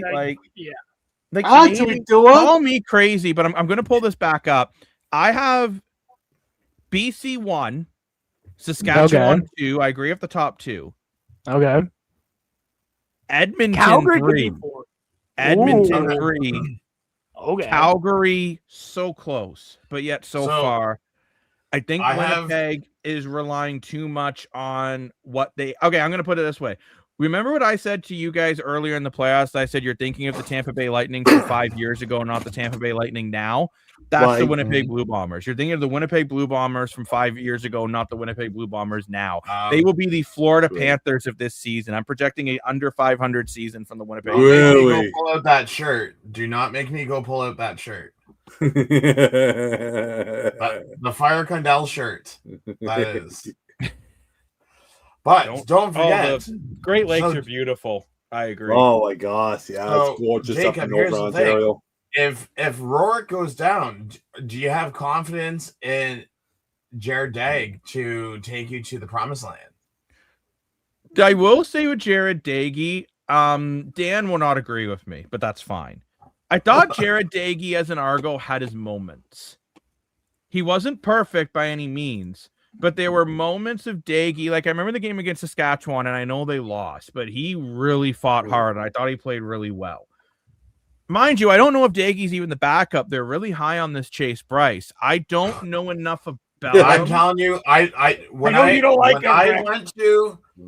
went to Saskatchewan, what was it, 3 years ago? That's when Rourke just came back, and they weren't putting in Adams. And I can tell you right now, Bryce was trash. He threw I don't know how many interceptions. He is not a backup. Mm-hmm. He's more of like a third string. Put it this way: he's a James Morgan of the BC Lions. Oh wow! Dan likes not someone I trust with your offense. Oh, interesting prediction here. Well, that's the exact same East from this year. It's literally the East from last season. It's literally the exact same standing. So here's how I feel about this one is Ottawa's going to be the Edmonton Elks of 2 years ago with all the money that they forked out for all their signings. And it's just not going to work. Toronto, you don't know what you don't know what you have with Kelly. Right. Yeah. But you have Arbuckle. But you don't have a running back. Maybe. That's always the concern with Toronto, it seems. Oh, I like Pogan we got. And again, Alexander, Dan, you're getting hate for your Toronto hoodie. I think that's a new viewer too. So welcome to the decks. And if you love the roundtable discussing and hate my outfits here, please subscribe to the channel so I can buy new outfits. So, if you want to subscribe to the channel, I love this roundtable discussing. We talk all kinds of sports and really unique business topics and all kinds of cool stuff. And I want to thank all the loyal viewers who have been commenting. You've been amazing, building up the algorithm. We hit over 200 subscribers, trying to hit 300. And all the comments, likes, and shares. Huge help me. We can do more content and more stuff for all of you. So thank you so much, everybody. Dan, I know we're supposed to love our family, but your mom dresses you funny. Hey, I dress myself, dude. I don't believe you, Dan. No, it's true. I was just having this argument with Jacob. I like Fassett. That's why I like William Nylander. Jacob's making fun of me. There's a vote. I gotta go vote. We have 52 votes in our poll tonight, which is our best poll we've ever done. So thank you for joining the conversation in the poll tonight. Really appreciate it, guys. Yes. Very cool. And I want to say, too, we were talking about the preseason game with Saskatchewan and Calgary we just saw on the weekend. we got to give, I think we got to do anyway, give huge props to the CFL.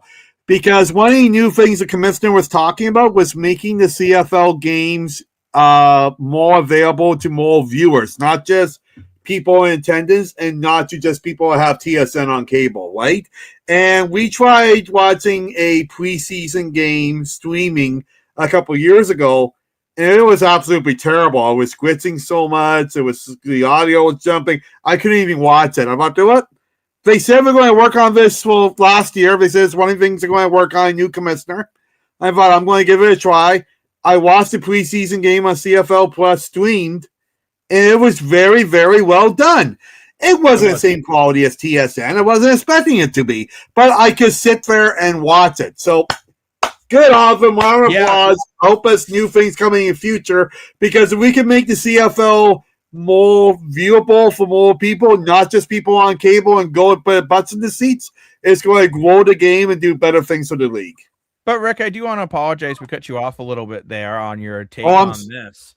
That's just the plug being the plug. So my whole thing is with Montreal, is Alexander going to be Alexander this year? Or is he going to not be healthy? You just don't know. Yeah, you really don't know with Davis Alexander. And also, too, like, I don't think Alexander's going to win every game forever. Like, eventually he's going to lose, right? Week 1. So, every day feels like game day. Agreed. It could be the complete opposite, Wick, of last year. Yes. Just lose the first game. Well, just so that you guys know, for Saturday, Milanovic has already come out and said that Thanks, David. Appreciate it. The offense will be starting the first 2 quarters of the preseason game. So you'll see Bo, you'll see Kenny, you'll see Gittins. Nice. For 2 quarters. For 2 quarters. For 2 quarters, okay. So we'll get to see some fun in the rain. Yes, you'll see your boy running like a crazy no! I'm not ready for it. I'm not like emotionally mentally ready. McManus. Actually, I don't know when we'll get a chance to do it. It's been so busy with NHL playoffs. But eventually, it's that new thing, Jacob, on the CFL website where you can predict like who's going to win each game in the Grey Cup. We have like an NHL bracket. So we see a prediction from Daniel here, BC and Montreal in the Grey Cup. Which is realistic, by the way. Oh, I like that prediction, too. Coast to coast. That'd be really cool. What about the viewers that could join that bracket with us, right? Predicting the season. Okay, Absolutely. so here's some of the questions, okay, for a season predictor. Which position will score the first touchdown? Quarterback rush, running back, receiver, defense, or special teams? You know what, Rick? What are the questions? Offensive lineman. That'd be cool. The second one is, will a kicker kick longer than 60.5 yards? Well, that's a long kick. That's a long Question kick, 3 is, will a player have more than 12.5 sacks during the regular season? Yeah, I think so. The fourth one is, will Winnipeg's Brady Oliveira have over or under 1,700.5 rushing and receiving yards combined for the regular season? Go Redblacks. That's a big one, too. Which quarterback will lead the 2026 season in passing yards? Rourke, Harris, other, or Bo Levi Mitchell? Oh. Yeah, because you know what? I will say, I think there were years where there was concern of quarterback quality. I don't think we have that concern from our starting quarterbacks in the CFL this year. No, if anything, we got too many. That is good, or at least can be good, I would say. If anything, we got too many. Look at Nick Arbuckle, who is a backup in Toronto at the moment. If he didn't get injured, the Argos made the playoffs. He could have won most outstanding player last year. You look at Kyle Buffalo Thompson. I get he's 37. I get he's older. He's still a franchise quarterback. He still could be a franchise quarterback. I don't agree with that take at all, Dan. I don't agree with that take at all. I'm just saying he's sitting at home as a free agent right now, right? So we got like too many good. Share that stream. Let's go. Yeah, thank you. Let's do it. Firefighters drink for free. That's as long as they're not drinking on the job, I'm all for it. Yeah. But no, like actually, I have a bit of a hot take on Brady Oliveira. I think he's gonna have a bit of a down year. Didn't he have a bit of a down year last year, Brady Oliveira? He got going as the year went on, but this is that I'm gonna pull a Dan here. And have a crazy take. I wonder if Brady Oliveira was training in the off season or busy with his reality show. Yeah, I was going to say the same thing, actually. Honest, it's kind of like how Travis Kelce's play drastically went down when he started the podcast with Jason Kelce. I mean, Jason Kelce didn't affect him. Travis, it did.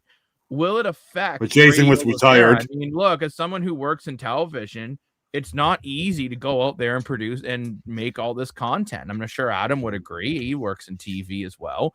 He's like, yes, I've seen things. I've seen things that no boy should see.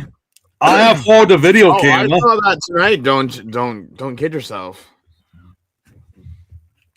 But no, I don't know. I'm not sure where.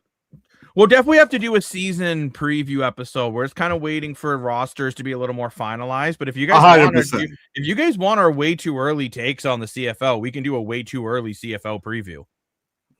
That can be a thing. I think Winnipeg is going to have a much better year. Okay. Oh, interesting. Kind of thinking the opposite of what we're thinking. I like it. Oh, Daniel's drinking that Tommy Condell juice. Yeah, Rick is not a Tommy Condell fan. No, he needs to bring out the T-shirt again. Jacob, you don't say that he's not a fan, don't you? You just use. I don't know. I'm not a fan. It's not like he's been saying it.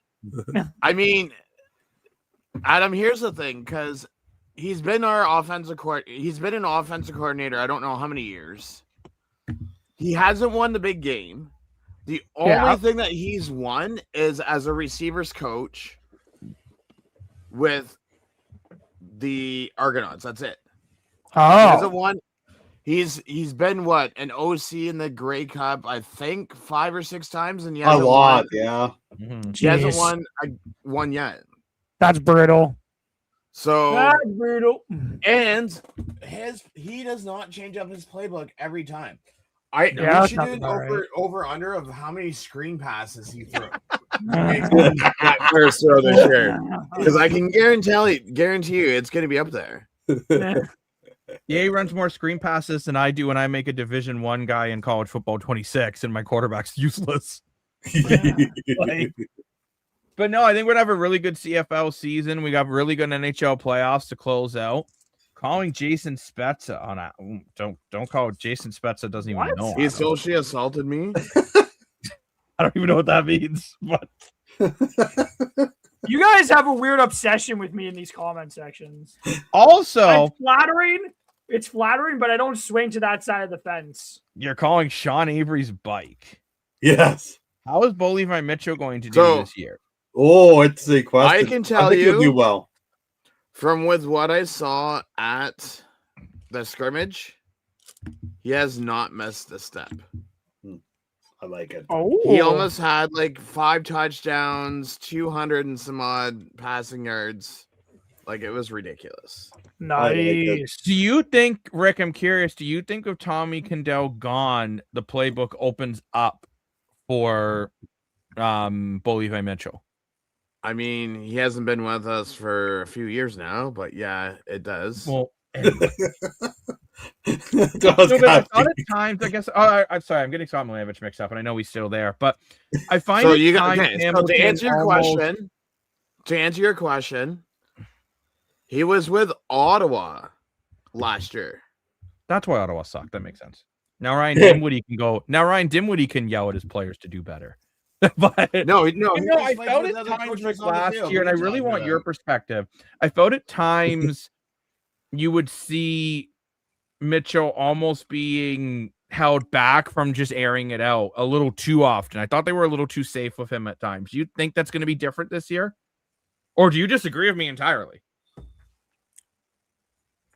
Who was that towards me? You are Rick. Oh, I didn't. I was zoning out about the comments. What were you saying? So yeah, thank you for the comments. Are great. Yeah, thank you for all the comments, everyone. We really appreciate it. So I'm saying I felt at times Bo Levi Mitchell was being held back from just airing it out. And I know Milanovic likes a low turnover football. But do you think maybe they're going to let him air it out a bit more this year than last? Because I felt it something, especially in that playoff game, especially. I felt they didn't let him attack in the air enough. If you're talking about airing it out, you guys all know what that's like when you see him air it out. Oh, okay, against someone else besides Toronto. No, I'm just saying exactly. though, like stop bullying us, Bo Levi. You're still mad about 2017. We get it. You're still mad about the Grey Cup we beat you in. It's okay. It's okay, but we get it. We get it, buddy. We're just kidding. No, I know, but you know what though? Let's just put it this way. If teams do the same thing that they did last year and they're just going to guard Kenny Lawler, it won't work. Now you have Wheatfall and Gittins Jr. Right. True that. And you still have Shamar Bridges. You don't have dropping balls. Okay, so they moved Shamar Bridges from the outside field spot to the inside. Okay. I can so see that working. Get more passes this year because he had a bit of a down year last year compared to his rookie year, right? So I think moving him around is not a bad idea. Another question. We love questions. What's the It's mixed, Daniel. I've seen some people who are excited, thinking now the team's going to win a Grey Cup. I got my Kelly jersey up here. Who don't want him there due to off-field decisions, we'll say. And I've seen other people who feel that Nick Arbuckle should just have the job. Like, Adam, you've been one of the ones who has kind of been vocal about you feel it's almost unfair to Nick Arbuckle that Kelly is just back. He hasn't earned the job back. He's as one of Dan's favorite words. I feel like, I don't know if Dan that is. Kelly has basically been given the job. He's like a DEI hire. He's been given the job. He's being given the job based on nothing. He hasn't played in like a year. He hasn't played any football. Not a year, but he hasn't played in I know you mean. More than a year. It's more than a year now. Yeah. More than a year. And it's like, you don't know what he's going to be. You know what Nick Arbuckle is with the offense that you have. You know what Nick Arbuckle is. You know what Nick Arbuckle can be in this offense. You know how well he can play. You know exactly what he's going to give you. Chad Kelly, you don't know what he's going to give you at this point. No, like you're thinking about a Chad Kelly from over a year ago, and it's like, I don't know. I don't like that he's been given the job because he's boys with the coach. That's literally why he's been given the job, is because he's boys with the coach. It's the only reason he has the job. It's the only reason. He hasn't earned it. He got it before training camp opened. It's unfair. Yeah, that's a good point. I have a question for you guys, a kind of follow-up question. Okay. So now that Ryan Dinwiddie's gone, you guys now have a new offensive coordinator. Yep. So won't be running with the same plays. So what's Toronto going to be like with a new offensive coordinator? That's true. I am guessing it's going to be more balanced. I'm expecting to see more of a trend where it's not going to be just trying to run the same hitch screens and not trying to run the ball at all. I think there's going to be more RPOs. I think Mike Miller will try to expand the playbook more than Ryan Dinwiddie. I thought Ryan Dinwiddie at times played it too safe with Nick Arbuckle. And if you're going to run Chad Kelly, you can't run Chad Kelly is not a safe offense. It's an offense that wants to push the ball downfield. He needs to be mobile and he needs to take chances. I do want to say one other quick thing about Adam saying about how Kelly hadn't earned the job. I would compare this to when Nathan Rourke came back to BC and they just took the job away from Vernon Adams. Oh, I disagree with that as well. I hated when that happened. That when Vernon Adams was playing so well to that point, and then you just give it. I know how like Nathan Rourke had played last time he was in the CFL. But you don't give him back the job just based off of something he's done previously. He had barely played for like months when he came back in the NFL. He barely played. He barely did anything. And then you just give him back the starting job because of what he used to be. That's not how this works. And that's not how sports should work. You earn things. You don't just get it based on your name. You got to earn it. And at the end of the day, some of these guys haven't earned it. What's your thoughts, Dan?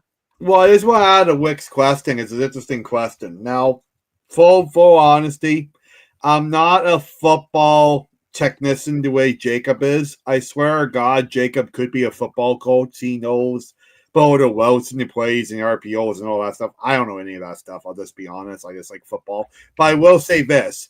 I think Arbuckle's big mistake was back when Kelly got injured and Arbuckle started the year, they kept trying to play Arbuckle with Kelly's book. And that did not make any sense to me because they kept saying, oh, Kelly's coming back, Kelly's coming back, Kelly's coming back. I don't care if he's coming back or not. Point is, Arbuckle was in that game. Mm-hmm. Don't play him with Kelly's book. I think this new offensive coordinator and this new group with Miller and Barker and all that, I think they are going to have two separate books, one for Kelly and one for Arbuckle, just in case Kelly re-injures his leg.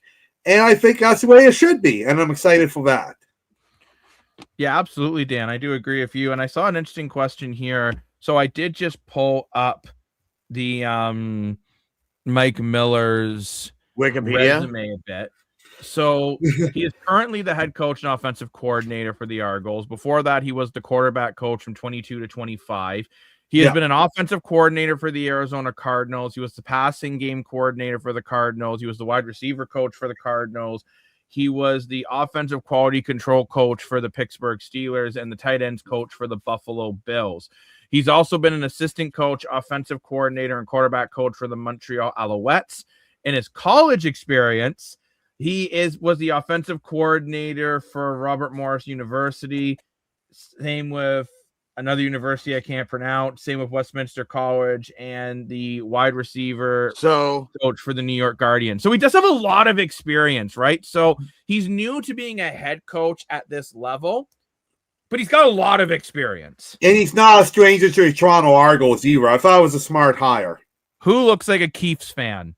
I believe you mean Leafs. Who's that? What's a Keef? What is a Keef? I thought he meant Sheldon Keefe, but no, Leafs fan. Yeah, I am, unfortunately. Dan, you don't know that. You're putting words in this person's mouth. That says Keefs. Well, I say Leafs. That's a Keefs, Dan. I want to say, do you believe this is a new viewer? Yes, I want to say welcome to the channel. And if you do like this roundtable open discussion, we talk about all kinds of unique sports and all kinds of really cool topics, please subscribe to the channel. We're here over 200 and trying to hit 300. And the more subscribers we get, the more new people like you can find us. And I want to thank the loyal viewers so much for commenting, liking, and sharing. We couldn't do the show without you. And the more we're building the algorithm, the more new content we can make for you guys. So thank you very much. Absolutely. Couldn't have said it better myself, Dan, and that's why you do it. But no, thank you very much for all the CFL questions, you guys. We really do appreciate it. We absolutely love talking CFL.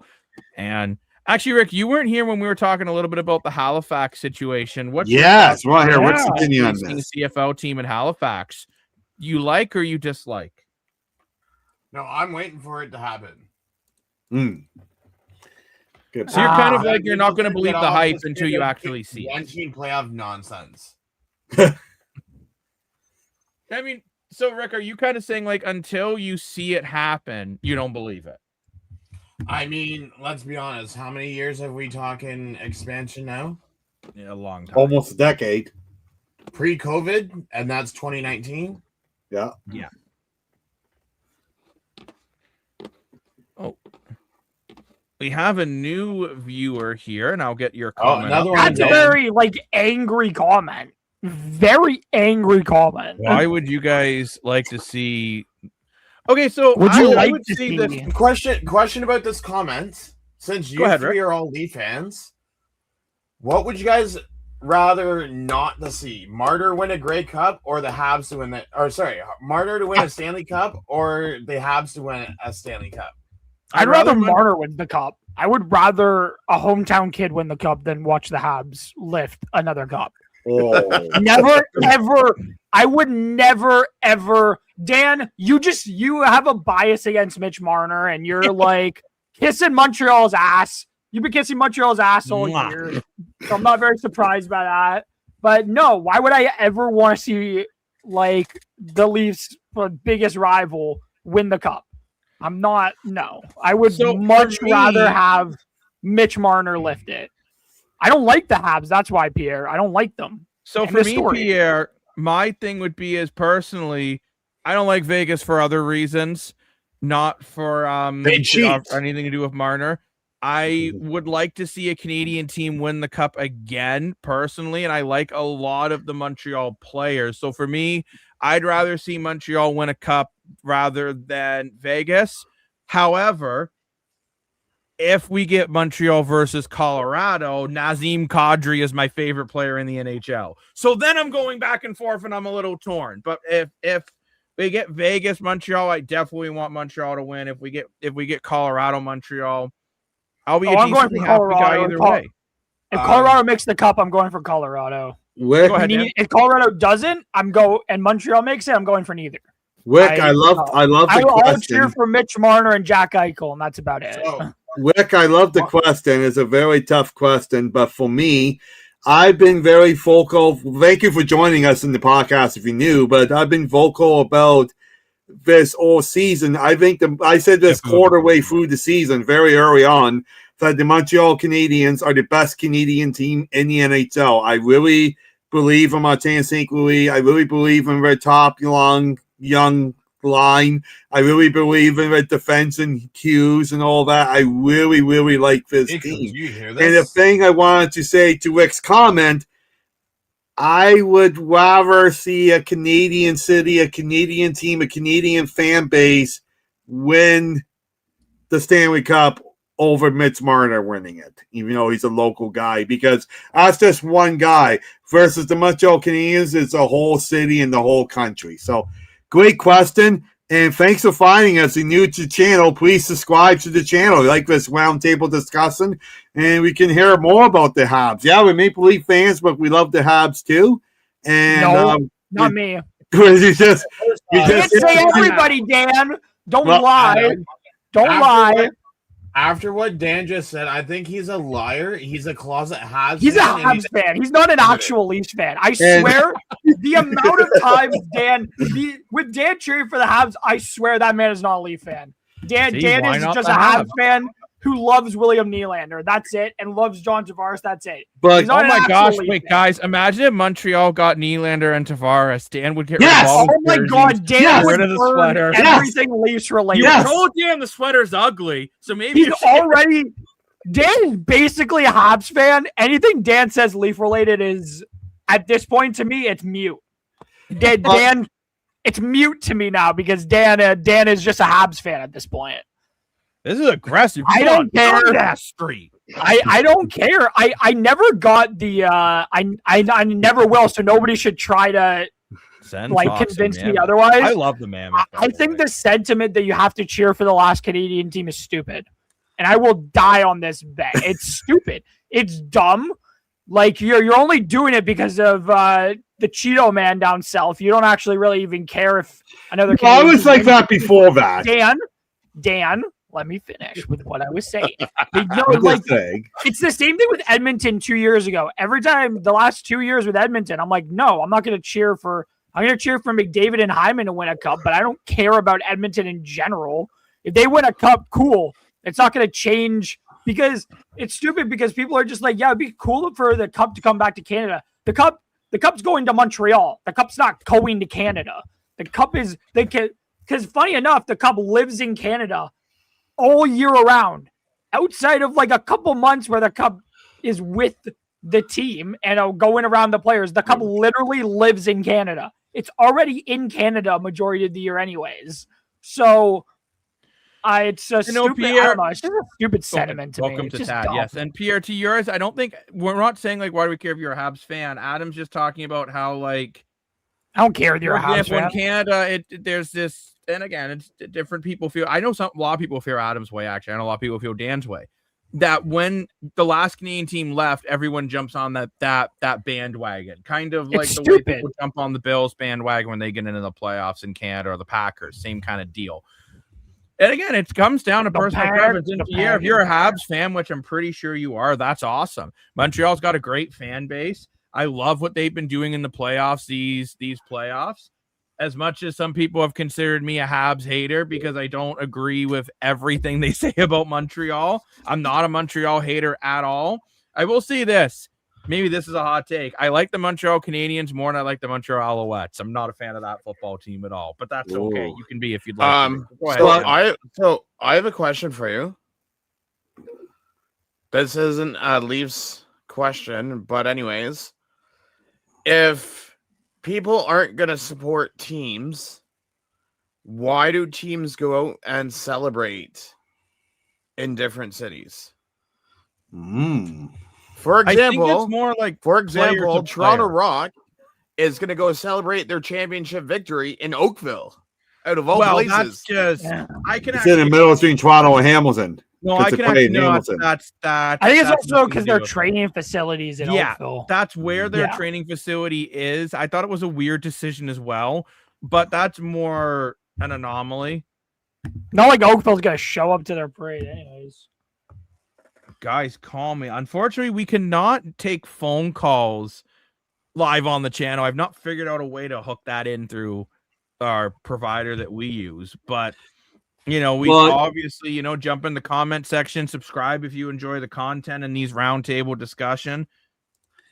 And we can definitely talk some more Montreal Canadiens if you guys want to kind of swing back to Montreal. And that's what I was going to say. If you could subscribe to the channel, that would be fantastic. We're just hit over 200, trying to hit 300, and more subscribers will get more new people like you find us, and the more for more loyal viewers have been liking and commenting and sharing. It's just been boosting up the algorithm. So the more the algorithm, the more content we do for all of you guys. So thank you so much. Yes, but here, another comment here about kind of this. But it's not one for the country, though. It's not one for the country, though. It's one for one city. One city wins the cup. I think the sentiment that I think the same way when just Americans in general, the U.S. owns the cup. I'm like, no, Florida's owned the cup for 2 years.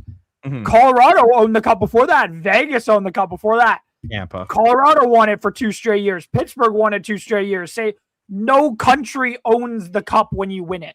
At the end that's why I think the sentiment's stupid. One city wins it. I'm sorry, but I honestly, I do think if you think that's it, you're just I respect it to a certain point, but I'm also you can't go and say, oh yeah, Canada's going to win the cup. Canada's not going to win the cup. Montreal's going to win the cup.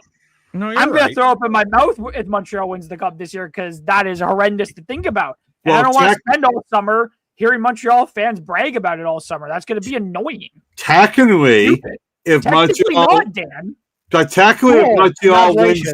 wins the cup, the Canadiens won the cup because they're called the Montreal Canadiens. Oh, that's such a That's such a smart ass answer. To a point, Adam, personally, I do go on the cheer for the Canadian team to a certain extent, but I couldn't cheer for Ottawa though. But I will say with this about the American sentiment, I always find it kind of funny when they say America owns the Stanley Cup on a team that's mostly built by Canadians, Finland players, and Swedish players, which is always kind of funny. There is a difference between a Canadian team winning the cup and Team Canada winning gold, for example. There is a difference between that. But I honestly, I actually hope I brain words. We've been on for almost 2 hours. I do hope Montreal can find a way. Randy, I don't think it's going to be a sweep. We talked about this earlier. I think Carolina will make adjustments. So, they have to. This is what I mean. I cannot, for the life of me, spend the next year hearing Montreal Canadian fans talk like that. I cannot spend a year. You can spend the next year listening to Adam? Is you? Yes, I can. The Ticats beating the Argos for the Grey Cup, and the Hammers beating the Marlies for the Calder Cup. That's what you can hear for the next couple of years. Montreal's going to win the Stanley Cup, sweep the Canes, will beat them in 5. Hey, you know what?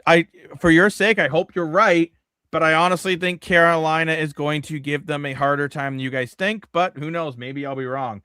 And especially for Montreal was not my nightmare. I don't have nightmares about the city of Montreal. I haven't been there enough to really have one. Dobas is the second goalie to ever win 2 Game 7s away from home. The other one is Ken Dryden. That's why I said he could be the next Ken Dryden. Yes, Dan, and Luke Shen could finish with more career points than Bobby Orr. He could. He's still playing. Putting a lot of pressure on a kid to compare him to Ken Dryden. Let's compare Jakub Dobas to Jakub Dobas from last year.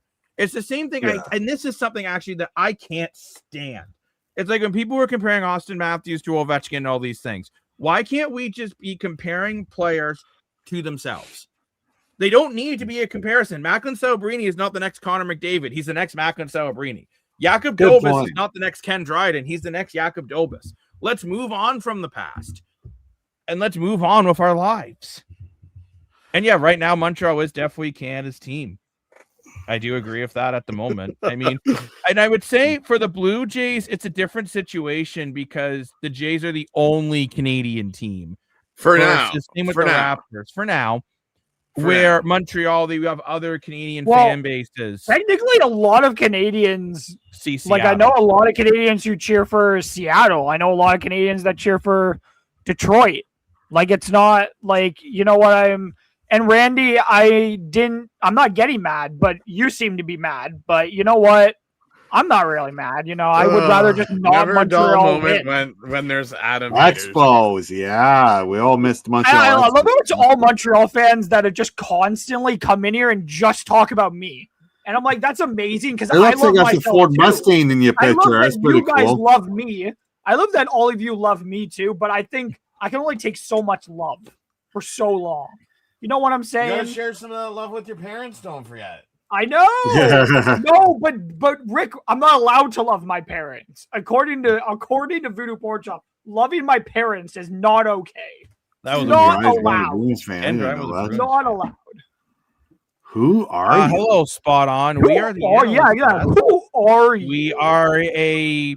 We do pre-recorded podcasts, live streams, and so much more, talking about all different kind of sports from NHL, CFL, MLB, NFL, and we do a lot of these roundtable discussions. If that's the kind of content you like, do let us know.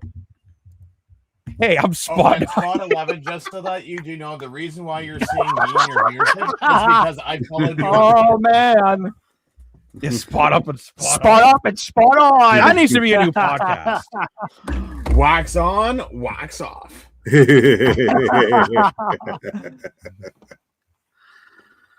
And guys, Adam is Randy, not if you want to hear me scream, I can scream at you if you want me to. But I definitely. If you want to hear Adam scream, just go watch the Lane video. Yeah, that's Lane screaming, not me screaming. But Adam's gonna scream when his Argos lose. Oh, and Pierre, I'll never turn into a Habs fan. But looks like I would rather jump over. Ever turn into Leafs fans, right? We all have our I will never turn into a. I will never wait. So I have a question, Pierre. So any Habs fans in here, if you believe that we should be cheering for the Habs just because they're the last Canadian team, if the Leafs made the Cup final, would you cheer for the Leafs? If they're the last Canadian team standing, would you cheer for the Leafs? I almost guarantee all of you are going to say no. Almost guarantee it. There's no way you would.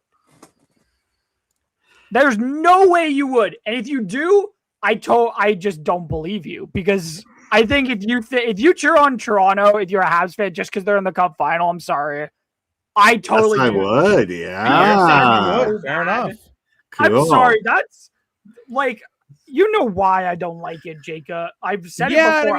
I kind of see your point, Adam, but I mean, fair enough to Montreal. I think would also do it the other way. I think personally, I think NHL fan bases, especially now with like social media and stuff, I especially think that there's no more.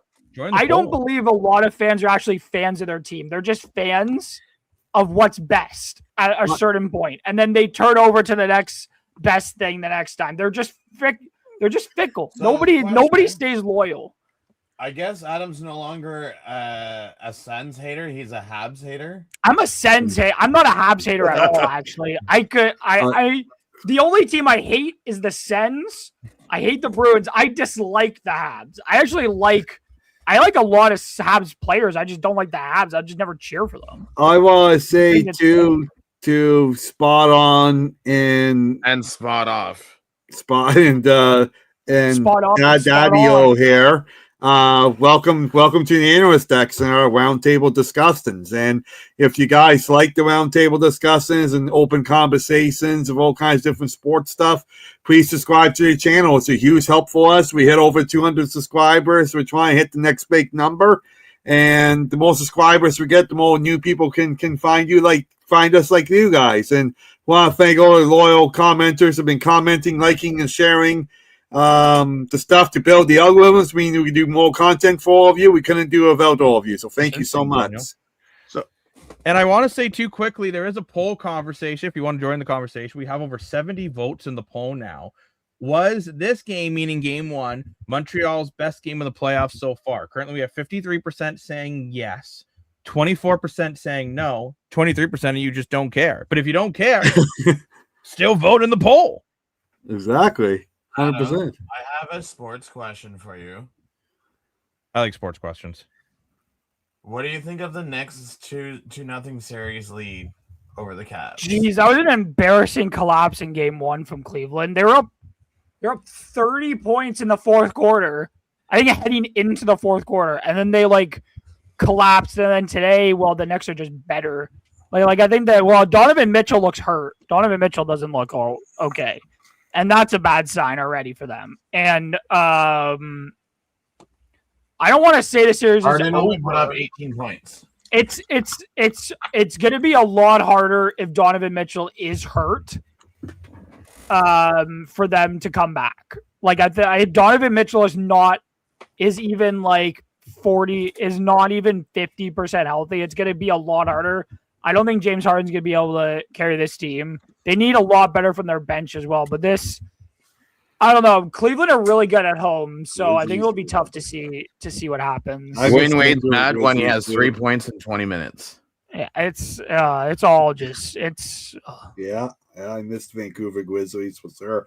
Yes, I'm a Raptors fan. I don't know basketball as much as hockey and baseball and football. I'm learning. I went to my first Raptors game this year. It was an awesome experience. It was the Bills Knights versus the New York Knicks. We did lose, but still awesome experience. You're a Raptors fan, are you, Luke? I'll cheer for the Raptors. I'm not a Raptors fan, but I mean that's the only Toronto team besides the Jays that I'll actually cheer for. Interesting, yeah. But all the other Toronto teams can go where. They can go on the Go train. I think we're all Toronto Walk fans here. I saw that question earlier. We're all Walk fans, are we? I would love to watch a Toronto Walk game. I haven't been to a game yet, but I've catch the odd one on TV. They beat the crap out of each other. Yeah, Daniel, was really disappointing that the Vancouver basketball team was kind of wasted because I think the potential there could work. So I will say a big reason why is because nobody wanted to go to play in Vancouver, and B, they were just kind of it's the taxes and true. You have to move it's a new team, and they were already the NBA back when the Grizzlies came in. The NBA basically just wanted to make sure that any expansion team sucked. They weren't allowed to actually be able to compete at all. They weren't allowed to pick higher. They weren't allowed to pick inside the top 3 for 4 or 5 years.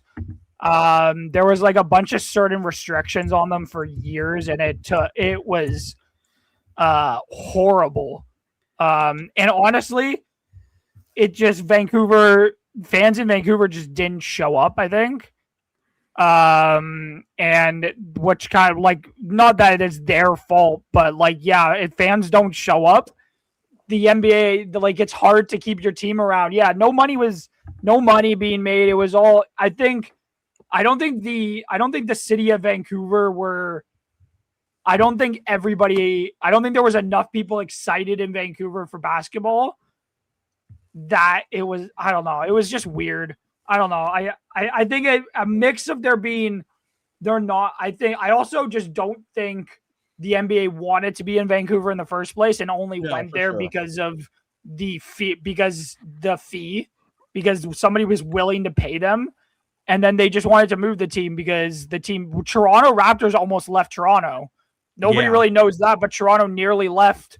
The Raptors nearly left as well because they weren't much better for the first couple of years until Vince Carter decided to explode onto the scene. So. But Adam, I definitely want to get back to this conversation because I actually think this is a really good one. But I do want to get to this comment here about the Habs being too speedy for the Canes. I did agree with that. I think Montreal's speed was a major difference. Love the picture of the doggo, by the way. And Dan, this is a new viewer. Yeah, so welcome, Dogzilla. I love the name too. That's awesome. It's a cool one. If you like this roundtable discussion of open sports, we talk all kinds of different sports here. Please subscribe to the channel. We just hit 200 subscribers the other day. We're trying really hard to hit the next big number. And the more subscribers we gain, the more new people like you can find us on YouTube. And we're getting so many comments tonight, so many likes, so many people posting on the polls and everything. I want to thank all our loyal viewers for being here. We couldn't do it without all of you liking, commenting, sharing, voting. It's absolutely incredible. And the more this happens, the more the algorithm can build, and the more content we can make for all you guys. So thank you so much. And also, if you remember, guys, there is a poll discussion in here, which we are up to 72 votes on the poll now. Holy cow. Yes, Ontario's secret point out. Was this Montreal game their best game of the playoffs so far? 54% say yes, 24% say no, 22% say who cares? They just don't care about this series, which fair enough. But yeah, it's interesting. Daniel was saying he didn't know that about the Raptors. And Adam, I didn't know that either about the Raptors, that they almost lost their team. Well, I did of course. Like it was like, well, the Raptors, well, you remember they played at the at the Dome. They played at the Dome for the first couple of years. They played at the Dome until 99 when the ACC opened. Yeah. Because then they moved to the ACC with the Leafs. I think it was 99. I think they also went in 99 if I'm not mistaken. But they played at the Dome, and the Dome didn't really work for basketball. It was weird. The setup just didn't work. It looked awkward, and not a lot of fans were showing up. And then, like, when Vince Carter exploded, the rest of the popularity in Toronto exploded with Vince Carter and Vinsanity in whatever year it was that Vince Carter really took off. And without Vince Carter, the Raptors probably wouldn't still be around after 100%. After 20 plus years. Like, it was poor for a lot of the years just there. Took over the world. Just to add to Adam's point, a great point. No one really talks about that, but the Sky Dome was so awkward for a basketball game because you got this great big stadium for a baseball field and football field. It's even awkward for football, to be honest. And you got the seats so far away from the court because the court is even smaller than a hockey rink, right? So it's much smaller in baseball field and a football field. And it was getting a point where selling tickets for like under $10 just to try to get butts and seats, right? Because they have 50,000 seats and you add even more seats. The seats can be closer to the court, right? For court side and all that. So they did almost lose it. And that's how the MLSE and the Raptors got involved, actually, because when they built the Air Canada Center for the Maple Leafs, because the Rogers Center, the Maple Leaf Gardens got too small. The Raptors were not supposed to be there originally, but they made that deal. And thanks to that building and just the perfect timing of Vince Carter in that All-Star game with the slam dunk competition, it literally saved, you could argue, saved Canadian basketball, right? You look at some great players like SGA, for example, going up here in Hamilton. If we didn't have that RJ Barrett as well moment at the Air Canada Center, we might not see great Canadian basketball players like him, Murray right? As well. Thank God it all happened. Adam, did you, JP's wonder if you ever saw Vince Carter live? No, I was too bad. He was I did on TV. And Vince left in, what was it, 04, I think it was? So I was like 2, I think, when he left. Something like that. No, I wasn't. I've seen Vince play, but I've never saw him on the Raptors. I was too young to remember Bosch. but I do man, remember Oh, Bosch. DeRozan. I still have an old DeRozan. Chris Bosch T-shirt I got at Champs when I was like. I remember in elementary school. watching. My earliest Raptors memory was 20. Love Maple Now I'm Leaf trying to remember Gardens. the year. Canucks. I think it was the that would 13-14 be so cool to playoffs see a game last year. when the Raptors played Yeah, 100%. when the Raps played Love that the building. Nets. It was the first year in the playoffs with DeRozan and Kyle Lowry. Oh, And I remember watching that Game 7 and Lowry missing the floater to win the game. And I was like devastated by that. That was like, You yeah. know who I I'd don't. like to come and watch? Muggsy Bogues. Oh, Muggsy Bogues. What he played, he was good for being as small as he was. Like one of those really good, just smaller guys. Oh, there's another Bosch one. and Damon Stoudemire more than okay. Yeah, Stoudemire was a hell of a player too. but Stoudemire was the He first really was, Raptors yeah. draft pick ever. Well, Yeah, I back then it was remember Stoudemire and Tracy McGrady. Tracy McGrady, yeah, T-Mac exactly. was after Vince. Vince was before Mac T-Mac. and Vince were there for like 1 year. Yeah, together. T-Mac like left like a year or two after he was drafted, I think, because he was being overshadowed by Vince. Mm-hmm. Oh yeah, Del Curry. I remember him too. Well, the thing with Vince Carter is really interesting, in my opinion, how Vince Carter has came back and people see him as a hero in Raptor land in Toronto and Canada and all that, because there was a lot of controversy when Carter left, right? So it's really nice that it all... Well, wait, exactly. So it's really nice that it's like the fans forgave him and they worked things out, because like I never thought that would happen, to be honest. Yeah. But you know what? Like, sorry, Adam, go ahead. Well, I think it was more so it wasn't even that he wanted to leave. It was like that he held out. That he held out and he refused to play, or he played. He didn't care when he was on the floor. Right, exactly. Like, I think that was it. And the fact that when he left, he was perfectly fine. When he got to Brooklyn, he was perfectly fine. Yeah, and I think a lot of it had to do with fans just not appreciating, given everything that like he had done for Toronto. I think it hurt the fans. Oh, for sure. He was drafted there. Yeah. And I don't know.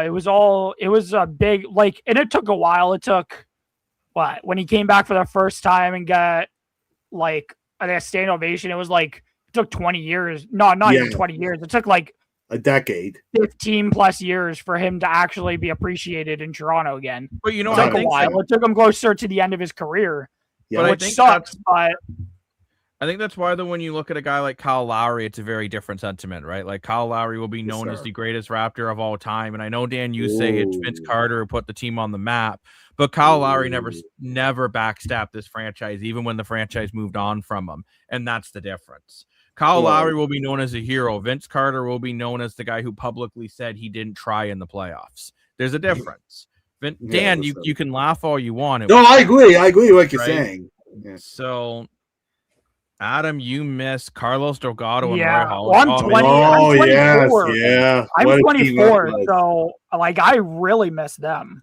Roy Halladay was one of the greatest athletes. I'm young. I am very young. Until he went to the Phillies. No, I don't even remember him in Philly. That was a dark. Really? Oh. Wow. Well, I was young. Like I didn't really watch baseball when I was a kid. I didn't start watching baseball until like 2015. Don't forget the good old Vernon Wells too. Yes, I love him.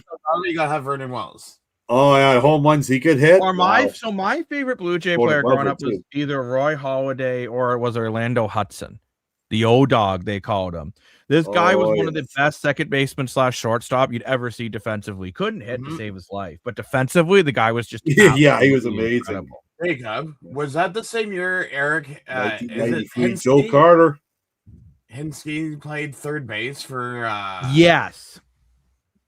See, I know my older Jays, not the ones these. Yeah, honestly, I sometimes know the older Jays team better than our Jays team. And yeah, absolutely. Again, another quick comment here about Rip to Bush. Absolutely, very sad today. So sad. At this point, only 41 of an illness, and then about not even 48 hours later, we heard that he passed away. So it's also sending thoughts, prayers, good vibes to the Bush family. Absolutely. Yeah, so Vernon Welsh, Shannon Sharp, Joey Cruz Jr. Yeah, these are some phenomenal players. Great players. Tony 2009. Fernandez. Okay, so Yeah, I remember him.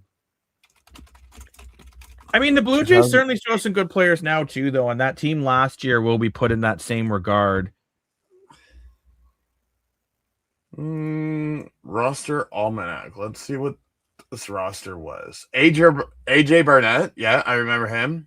Scott Downs, Jason Frazier, Brandon League, Jesse Litch, Sean Markham.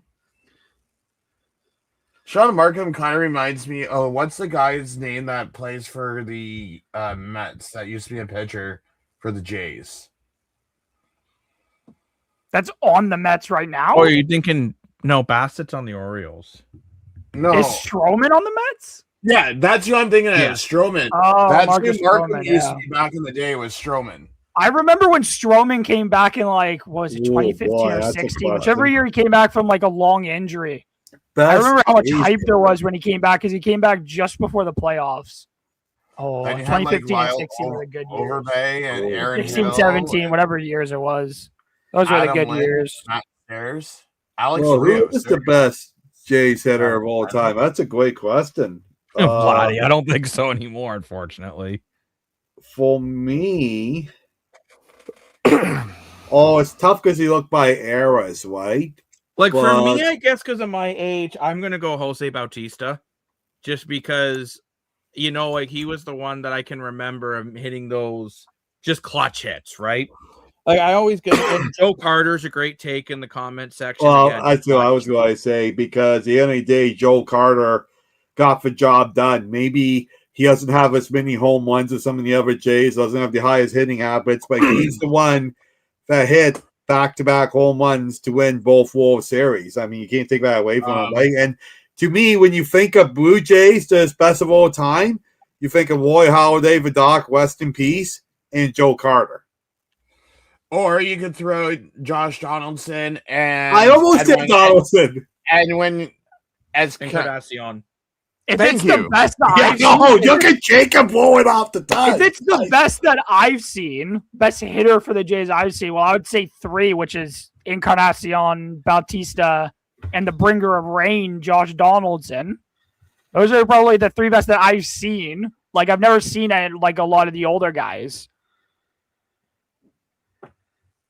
But yeah, Fernandez, Yeah. 400. Yeah, that's true for you, Adam, too. But yeah, I mean, Fernandez 400. Yeah, he was Jays have had amazing some hitter. phenomenal Batista, but it's too old school, not the same ball. Yeah, that's fair. Oh, of course. Yeah, we forgot about him. Yeah, he was legendary in the 83 team as well. Yeah, that's true. But Wow. Okay, so Jacob, here's a question for you.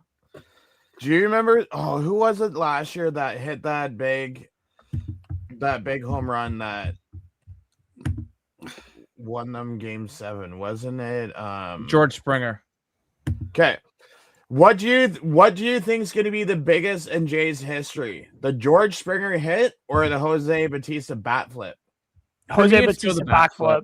It's the bat flip. bat for flip. sure. Yeah, that's the bat flip. The bat flip was incredible. He awesome. invented that. I It's remember kind of- that. No, like, I still remember that vividly. Like, it was awesome. It's kind of like the Haven't been- Kawhi Leonard quadruple rim shot, right? Right. It didn't win them the NBA championship, but when you think about that playoff run, that's the first thing you Oh, think we of. got I- a Springer Dinger in the chat. Springer Dinger. To me, the bat flip is because, like, I knew baseball before. Like, I went to a few Jays games in my younger days and all that. But to me, that 2015 team with the bat flip, that's the team that really got me like, okay, I want to go to more Blue Jay games. I want to watch more Blue Jays on the TV. I want to follow them from the beginning. And for me, I didn't have that moment before that. Fair. Didn't I mean, Batista It is Ortiz a very at different second baseball base? now. Pitchers are using, I so many more think- different pitches. I think when we look back on things in a decade, I think more people remember the bat flip than they will the Springer home run. And I the heard bat that flip is too, just Danny. I don't know if iconic. that was true for The sure or back, not. Yeah, Leonard did did. a lot of ownership. he did, But- which is but, stupid. however, Sorry, I didn't mean to interrupt. So you may reading say that the comments. bat flip's more iconic, But more people will remember the Jays Springer Dinger is because more kids were being born that year that the Jays went to the World Series. So people got busy. Love it. Love it. But I would say on that bombshell, I think it's time we wrap up this crazy eventful stream for the evening. Daniel was saying Springer. Interesting. But cool. I do want to thank everyone for joining us at the Analyst Desk. And, you know, for the new subscribers, for the 76 votes in our poll, which is wrapping up towards 55% of our viewers do believe that Montreal have their best playoff game so far. 22% said no. 22% you just don't give a hoot. But I want to thank you very much for joining us at the Analyst Desk. Have a good night, morning, evening, afternoon, whatever time zone you're in. And we will see you guys on the flip side. I will be posting on our social media if Lane will be doing another watch along. So if you don't follow us on our social medias, I recommend that's the best way to see when we're doing live shows. We usually make a post there on our Facebook, Instagram, TikTok, all those fun platforms. If you want to send us any suggestions about the show, feel free to send us an email to the analystdesksportshow@gmail.com. I want to thank everyone who joined us on the show tonight, which is Adam the Goat, Mr. More for Your Money. Woo! Woo! That always knows that goat's bite. And of course, Rick from Hamilton Sports Central. It's hammer time, baby. Thank you very much for joining us, everyone. Make sure to follow Rick over on his channel at Hamilton Sports Central. Does a lot of awesome content there. And we'll see you guys on the flip side. Have a great night, morning, afternoon, evening, goodbye, and lunch hour, whatever it is. Have a good night, guys. Good morning. Bye. Goodbye now. Bye. It's the Analyst Desk. Welcome to the show. It's the Analyst Desk. Yeah, in case you didn't know, it's the Analyst Desk. Welcome to the show where every day feels like game day, bro.